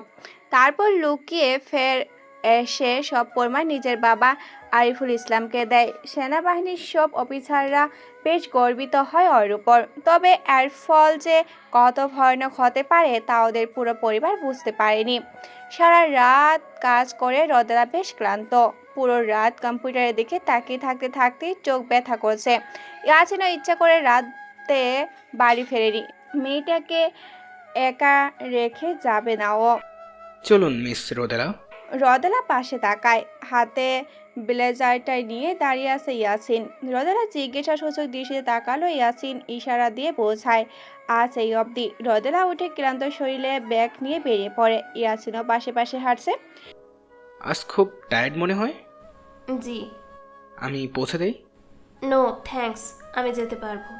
ইয়াসিন আর কথা বাড়ে না, লিফটে উঠে পড়ে দুজনে। রোদেলা চুপ করে নিচে তাকিয়ে আছে। মেয়েটা এত লজ্জা পায় কেন, যেন তাকালেই কিছু হয়ে যাবে। ইয়াসিন হাসে, বাকিদের সরাতে পারছে না আর এই একবার তাকায়ও না, হয়তো পুরোনো ট্রামার জন্য। নিচে এসে ইয়াসিন তাড়াতাড়ি রোদেলার আগে গাড়ি থেকে বের হয়। দৌড়ে গিয়ে বিল্ডিংয়ের পাশের দোকান থেকে দুটো এনার্জি ড্রিঙ্ক নিয়ে আসে। নিন। কি এটা? এনার্জি ড্রিঙ্ক, ভালো লাগবে। No thanks. আপনি কি এই ওয়ার্ড ছাড়া আর ইংরেজি পারেন না? নিতে বলছি, নিন তো। রোদেলা বারবার মানা করা সত্ত্বেও নিতে বাধ্য হয়, তবে এই সময়ে এটির খুব দরকার ছিল আসলেই। রোদেলা ঠোঁট ছুঁয়ে ক্যান্টার একটু একটু করে চুমুক দেয়। গ্যারেজে নিজের গাড়িতে গিয়ে বসে। ইয়াসিন অপেক্ষা করছে কখন রোদেলা গাড়ি থেকে নামবে। সে আগেই টায়ার পাঞ্চার করে রেখেছে। কথায় যেন শুনেছে everything is fair in love and war. যদিও সে নিচে এটা মানে না, তবু একটু আকাম তো করাই যায়। রোদেলা গাড়ি থেকে নেমে যায়। ইয়াসিন হেসেই বলে, এখন এই সময় গাড়িও পাবে না, যাই একটু হিরো সেজে আসে। তবে ওর পুরো প্ল্যানে জল ঢেলে দিয়ে গাড়ির পিছনে গিয়ে দুটো টায়ার আর হাবি জাবি যন্ত্রপাতি নিয়ে আসে রোদেলা। কোমরে ওড়না বেঁধে একটা টায়ার পাল্টিয়ে সব ঠিক করে ফেলে। ইয়াসিন দূর থেকে দাঁড়িয়ে সব দেখে ফেলে। দূর বাল, কপালটাই আমার খারাপ, ভুলেই গেছিলাম মেয়েটা সব কিছুতে ব্যাকআপ রাখে। মরমরা হয়ে ইয়াসিনও নিজের গাড়িতে গিয়ে বসত। এইদিকে গায়ে কাঁথা টেনে গভীর হয়ে মগ্ন রোদেলা। সারা রাত জেগে থেকে বাসায় এসে দুটো ব্রেডের জ্যাম লাগিয়ে খেয়ে নেই রোদেলা। অন্তরা জুস আর কিছু ছাড়া তো রেডি করে রেখেছিল, তাড়াতাড়ি খেয়ে রুমে এসে শুয়ে পড়ে। সাথে সাথে তলিয়ে যায় গভীর ঘুমের দুনিয়ায়। অন্তরা নিজেও হালকা পাতলা ব্রেকফাস্ট করে নেয়। নিজের রুমে যাওয়ার সময় কি মনে করে রোদেলার রুমে যায়। মেয়েটা ঘুমাচ্ছে। ঘুমন্ত অবস্থায় ঠিক ছোট্ট বাচ্চার মতো লাগছে। এই মেয়ের বয়স 30+, অসম্ভব মনে হচ্ছে অন্তরের কাছে। আচ্ছা, ওই অমানুষগুলো কি একটু মায়া হয়নি মেয়েটার প্রতি? তখন তো সে আরও ছোট ছিল। অন্তরা রুম থেকে বেরিয়ে নিজের রুমে গেল। বারান্দায় বসে ধোয়া ওঠা 1 কাপ দুধ চা খেতে খেতে সেই ভয়াবহ রাতের কথা ভাবতে লাগলো। বিকেল থেকে রোদেলাকে পাওয়া যাচ্ছে না। আরিফুল নিজের সেনা ক্যাম্পে ব্যাক করেছে। রোদেলাকে কিভাবে কি করে খুঁজে বের করবে বুঝতে পারছে না আপনারের মা। চিন্তা করো না মা, আমি ঠিকই রোদ আপুকে খুঁজে নিয়ে আসবো। আপনারের কথা শুনে আরো জোরে জোরে কেঁদে উঠে তার মা। খুব আদরের মেয়ে তার। দুপুরের দিকে বলল কোনো বান্ধবীর বাসায় যাবে নাকি। ওই যে ফোন সুইচ অফ হলো, আর কোনো খোঁজ খবরই নেই মেয়ে। আপনার কি করবে বুঝতে পারছে না। একদিক ওদিক সব বন্ধুদের ফোন করে খোঁজ নিতে বলছে। আর কত এভাবে বসে থাকবে ঘাপটি মেরে? না, আর সম্ভব না। আপনার বাড়ি থেকে বের হয়, তার এক ফ্রেন্ডের কাছে চলে যায়। হাসিফ, কি হয়েছে আপনার? রোদ আপুর খোঁজ পেলি? না রে, তবে তুই চাইলে সম্ভব। হাসিব খুব ভালো ফোন এক্সপার্ট। অনেক আগে একবার রোদেলার কোথায় আপনার সাথে রোদেলার ফোনে কানেক্ট করে দিয়েছিল, যেন আপনার বাসায় দেরি করে ফিরলেও কোথায় কি করেছে তা খোঁজ রাখতে পারে। সে ওয়েতে হাসিব আপনার রোদেলার বর্তমান অবস্থা সম্পর্কে কিছু তথ্য দিল। আপনারা দেরি না করে দৌড়ে সেখানে পৌঁছে যায়। ঠিকানাটা ওদের কলেজের ঠিক পেছনে, বাগানের খুবই নীরব জায়গা। তবে পৌঁছে যায় দেখে আপনার শ্বাস বন্ধ হওয়ার উপক্রম। রোদ আপি, কাপা কাপা গলায় বলে ওঠে আপনার। রিদওয়ান আর ওর সাঙ্গাপাঙ্গরা আপনাদের দেখে হেসে ওঠে। আপনাদের কারণে তার বাবা আজ জেলে। প্রতিশোধ দিতে একদিন যাবৎ মিথ্যা প্রেমের অভিনয় করেছে রোদেলার সাথে, তাই তো এক ডাকাতেই এমন আসতে রাজি হয়েছে। বেচারি নিজের ইজ্জত তো হারালোই, খামোকার নিজের হিরোগিরি দেখানো ভাইকেও মার খেতে হলো। আপনার রোদেলার দিকে তাকে চোখ বন্ধ করে ফেললো। এর চাইতে নিজের মৃত্যু যন্ত্রণা ওর কাছে ঢের আরামের হতো। নিজের চোখের সামনে বোনকে ধর্ষণ হতে দেখার অনুভূতি একটা ভাইয়ের কাছে কতটা কষ্টকর তা এখন কাটায় কাটা অনুভব করছে আপনার।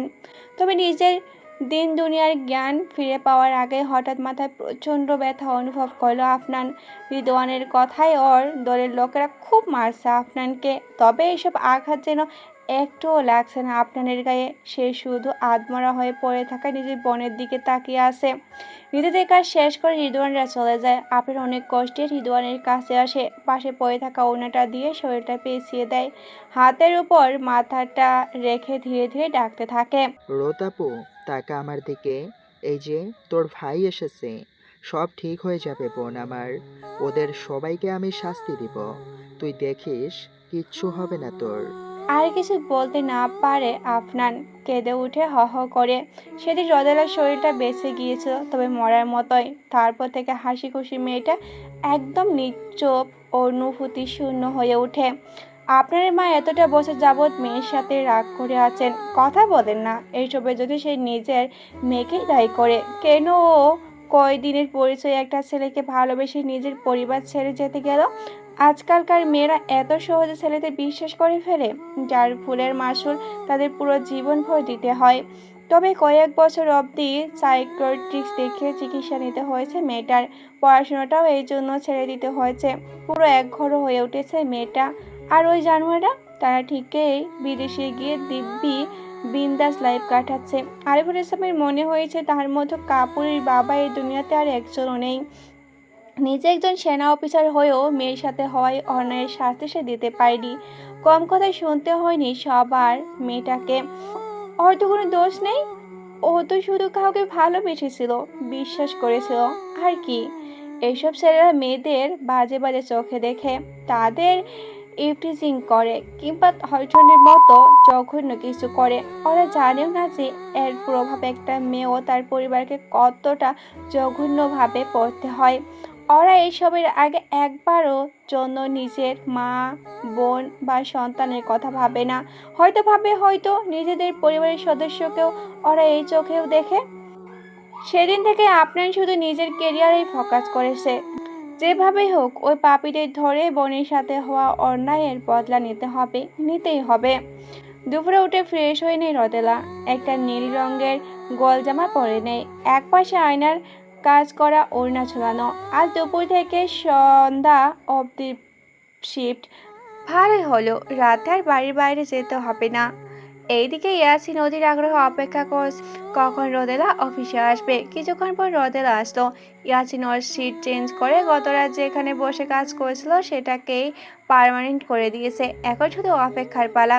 ইচ্ছা করে এই ডেস্কের কম্পিউটার নষ্ট করে রেখেছে ইয়াসিন কাছের এক পাশ থেকে সবাই দেখতে পাচ্ছে। ইয়েস, এই তো রোদেলা বসেছে। এখন কম্পিউটার অন করে দেখবে কাজ করছে না, সবাইকে ডাকবে, কেউ ঠিক করতে পারবে না। এইসব ভেবে ইয়াসিন খুব খুশি হয়। আব আয়েগা মজা, আমাকে ডাকবে, আমি কম্পিউটার ঠিক করে দিব। রোদেলার চোখে আমি হিরো হব। আমার প্রতি ও কিছুটা থ্যাঙ্কফুল হবে। আমি ওর নাম্বার চাইবো, যেন কোনো সমস্যায় আমাকে ডাকে। একটু তো কথা হবে, তারপর ভালো লাগা হবে, ভালো লাগা থেকে ভালোবাসা হবে, পরে প্রেম হবে, কয়েকদিন পর বিয়ে করব, বিয়ের পর দুটো বাচ্চা হবে, ছেলের নাম দিব। আর কিছু ভাবতে পারি না ইয়াসিন। বেচারার সব পরিকল্পনা ভেস্তে যায় যখন মনে পড়ে আজ বৃহস্পতিবার। আজ রোদেলার ইউনিটেড করাতে কম্পিউটারের কোনো কাজ নেই, শুধু হাতে করে কয়েকটা ডকুমেন্ট গুছিয়ে জমা দিলেই শেষ। খুবই হতাশ হয় ইয়াসিন। এমন সময় তার পিএ এসে ইয়াসিনকে চিন্তিত দেখে প্রশ্ন করে, এনি প্রবলেম স্যার? কি আর বলবো বলো, বাচ্চাটার নাম আর রাখতে পারলাম না। মানে আপনি তো আনম্যারিড। তুমি বুঝবে না। আচ্ছা একটা কাজ করো, কি? মিস রোদেলাকে গিয়ে বলো আমি রাখছি। কথাটা শুনে পিয়ের মনটা খারাপ হয়ে যায়। ইদানিং অফিসে খুব কথা হচ্ছে নতুন সিও কারণে অকারণে রোদেলাকে নিজের রুমে ডাকে। Maybe something is happening between them. আমাকে ডেকেছেন স্যার? রোদেলার কথায় ওর দিকে ফিরে তাকায় ইয়াসিন। বেচারার মুখটা পুরো রাতের আধারে নেমে এসেছে। কত সুন্দর প্ল্যান করেছিল, সব শেষ। রোদেলা এখন আর বিরক্ত হয় না, এতদিনও অভ্যাস হয়ে গেছে। এই ছেলে প্রথমে ডাকবে, তারপর ভাবনায় ডুবে যাবে। স্যার ভাবা হলে বলবেন। রোদেলার কথা ইয়াসিন একটু নড়ে বসে। মেয়েটা কি ওকে পাগল ভাবছে? ভাবলে ভাবুক, পৃথিবীর সকল প্রেমিক পুরুষরাই পাগল। সুস্থ হওয়ার মূলত অভিনয় করে। ইয়াসিন কফির দিকে ইশারা করে বলল, এক কাপ কফি বানাতে হবে তো, দিচ্ছি। ইয়াসিনের কথার মাঝে কথা থামিয়ে রোদেলা কফি রেডি করতে থাকে। আর ভাবে মায়ের শেষে স্যালারিটা কাজের জন্য পাই নাকি ডেইলি কফি বানিয়ে দেওয়ার জন্য। দ্রুত কফির কাপটা ইয়াসিনের টেবিলে রেখে বেরিয়ে যায়, একবারও পিছনে ফিরে তাকায় না। ইয়াসিনের মুড অফ হয়ে যায়। সে কি দেখতে এতই খারাপ যে তার দিকে একবারও ফিরে তাকায় না? পকেট থেকে ফোন বের করে সেলফি তুলে কয়েকটা বারবার স্ক্রল করে দেখতে থাকে। না, ছেলেটা তো দেখতে খারাপ না। কফির কাপে একটু চুমুক দিয়ে সে অফিসের কাজে লেগে পড়ে। দুপুরে খাবার শেষে অন্তরা বাগানের একটা গাছের নিচে বসে। বৃষ্টির মাস চলছে বিধায় আকাশের সূর্যের দেখা মেলে না দুপুরেও। অন্তরা এক কাপ গরম দুধ চা বানিয়ে এনেছে, চায়ের কাপে একটু চুমুক দিচ্ছে আর ফেসবুক থেকে নীল ডাকঘর গল্পটা পড়ছে। শেষ গল্পটা পড়ে মনটা খারাপ হয়ে গেল। আসলে সময় থাকতে ভালোবাসার কথা বলে দিতে হয়, নয়তো নিয়তি মানুষকে কখন কোথায় নিয়ে যায় ওই ক্ষুধা ছাড়া কেউ জানে না। আপনার কথা খুব মনে পড়ছে, আমাদের দাঁড়ালেই ওর জন্য চিন্তা আরও বেশি হয়। আপনার কথা ভাবতে ভাবতে ফোনে তার কল। অন্তরা ওর নাম্বারটা দেখে খুবই খুশি হয়, রিসিভ করে কানের পাশে নিয়ে বলে, আসসালামু আলাইকুম জামাই। ওয়ালাইকুম আসসালাম বউ, তারপর কি করছো? আপনার কথাই ভাবছিলাম। আপনার তো আর আমার কথা ভাবার সময় নেই, ব্যস্ত মানুষ কি না? আপনার হাসে।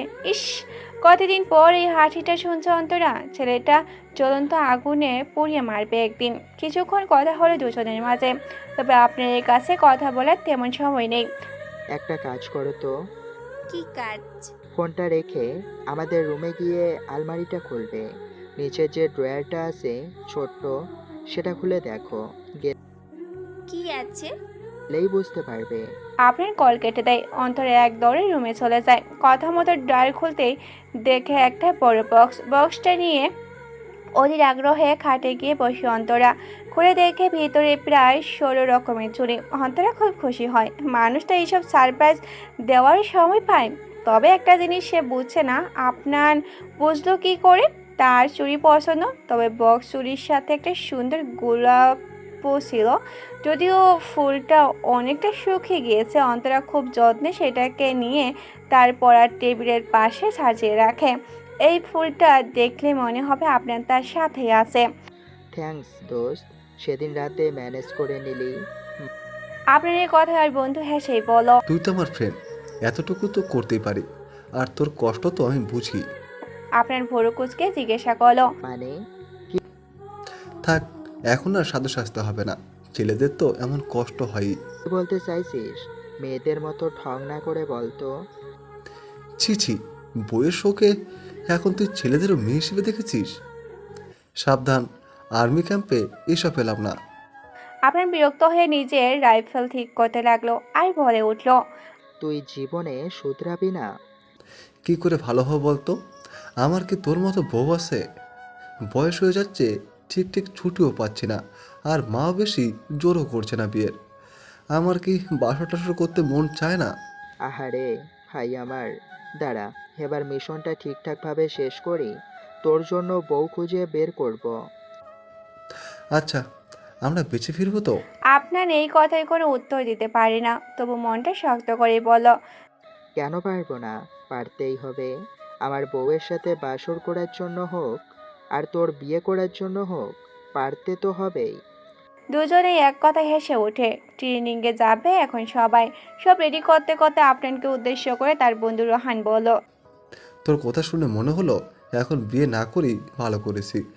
মানে সামনে খাবার আছে, অথচ খেতে পারছি না।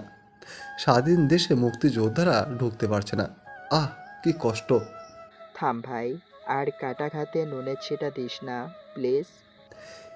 এইভাবে না, বল ওই মামা, না প্লিজ। বাসায় এখন সবাই ফেরত এসেছে। বিয়ের অনুষ্ঠান শেষ যে। অন্তরের মনটা এখন খুবই ভালো। বাড়িতে মানুষজন থাকলে বাড়িটাকে বাড়ি বাড়ি মনে হয়, নয়তো ঘুমন্ত কোনো নরক মনে হয়। অন্তরা আজ কাজ করছে আর একা একা গান গাইছে আর আপনার দেওয়া ফুলের কথা ভাবছে। আহা, টমাটার ভারী মজাদার। ওহো, টমাটার ভারী মজাদার। অন্তরা রান্নাঘরে দাঁড়িয়ে দাঁড়িয়ে আলু সিদ্ধ করছিল। আপনার মায়ের আলুর চপ খেতে ইচ্ছা করেছে, তাই বউকে বলল একটু বানিয়ে দিতে। অন্তরাও তাই করছে। তবে এমন সময় চারু সেখানে আসে। চারু ওই বাড়ি থেকে আসার পর একটু কেমন যেন করছে, মানে অন্তরার দিকে বারবার তাকে কি যেন ভাবছে। অন্তরা বিষয়টা বুঝতে পেরে বলে ওঠে, আপু, কিছু বলবেন? না না, কিছু না। চারু তাড়াতাড়ি সেখান থেকে একটা বাটি নিয়ে সরে আসে আর মনে মনে ভাবে, মেয়েটা সন্দেহ করলে না তো? আপনার জানতে পারলে জানে শেষ করে দেবে। সে আড়ালে এসে কাউকে কল দিয়ে বলে, সাবধান, আপনান কিন্তু আপনাকে ছাড়বে না। সবটা বুঝে ফেললে আমিও শেষ। ডোন্ট ওয়ারি, এটা মেজর আফনান সাদিকের জীবনের শেষ মিশন হবে। I challenge you. চারু একটা ডেভিল স্মাইল করে ফোন রেখে দিল। অন্তরের দিকে তাকিয়ে ভাবল, আমি যাকে পাইনি তাকে কাউকে পেতেও দিব না।